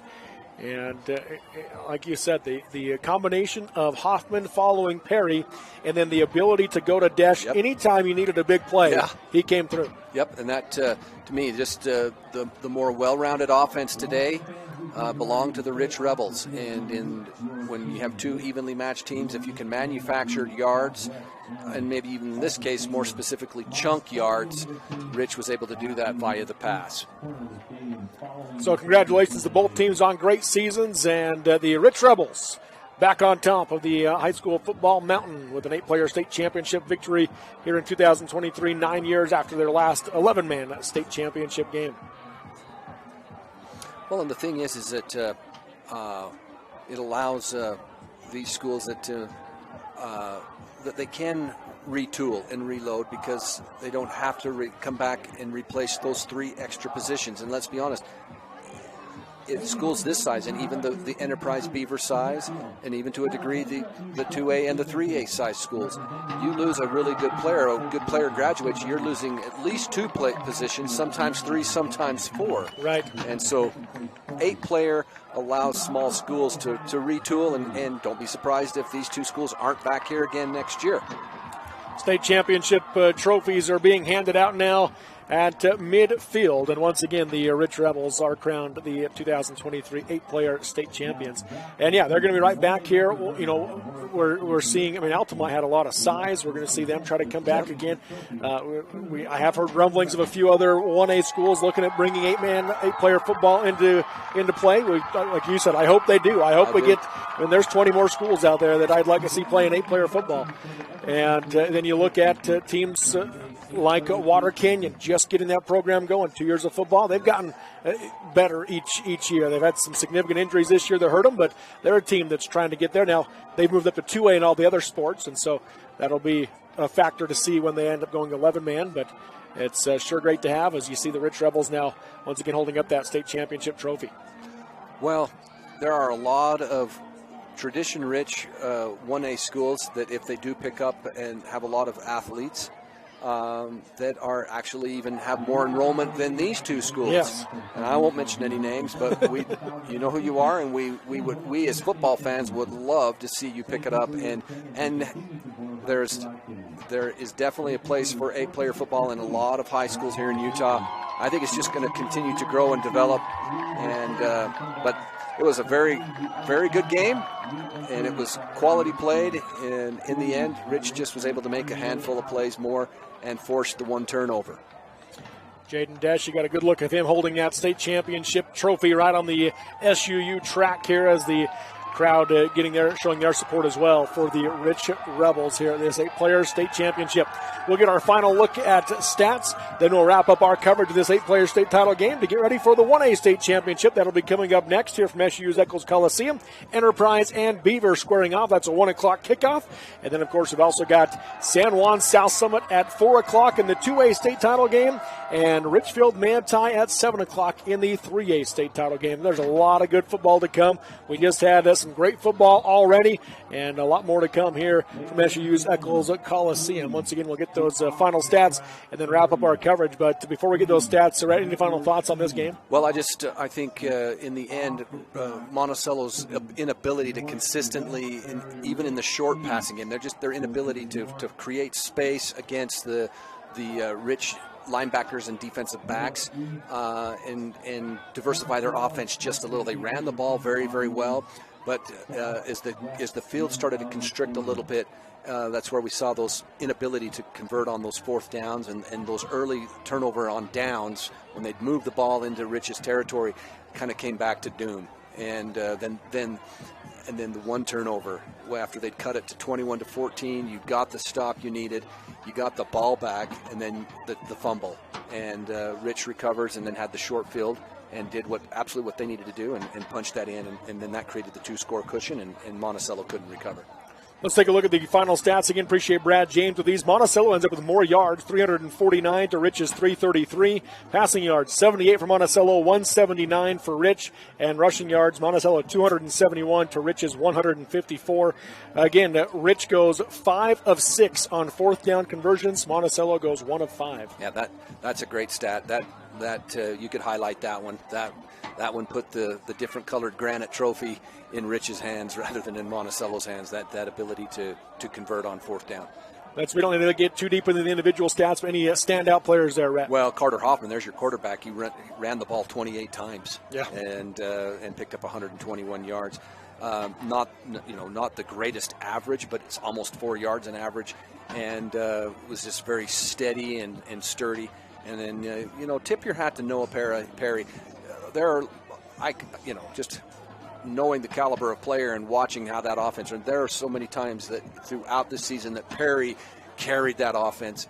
But today he did what was best for the team, and he was the lead blocker for his quarterback. And so total team effort. Jaden Desch, also a great difference maker, out in space, running great routes, great hands.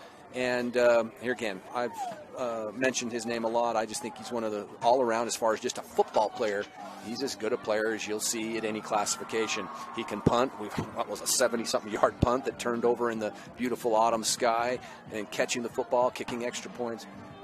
Great job.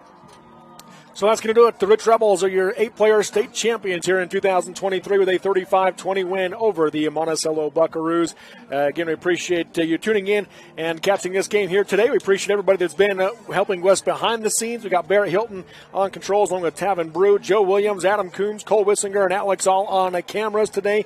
And, of course, Jason back in the studios. He's Red Jackson. I'm Robert Lovell. Thank you for watching. And we'll be back on in about 25 minutes, 30 minutes for the 1A state championship game between the Enterprise Wolves and the Beaver Beavers. So stay tuned for that here from SU's Eccles Coliseum on TeamHive.live, powered by Centracom, V6 Media, and KSL Sports.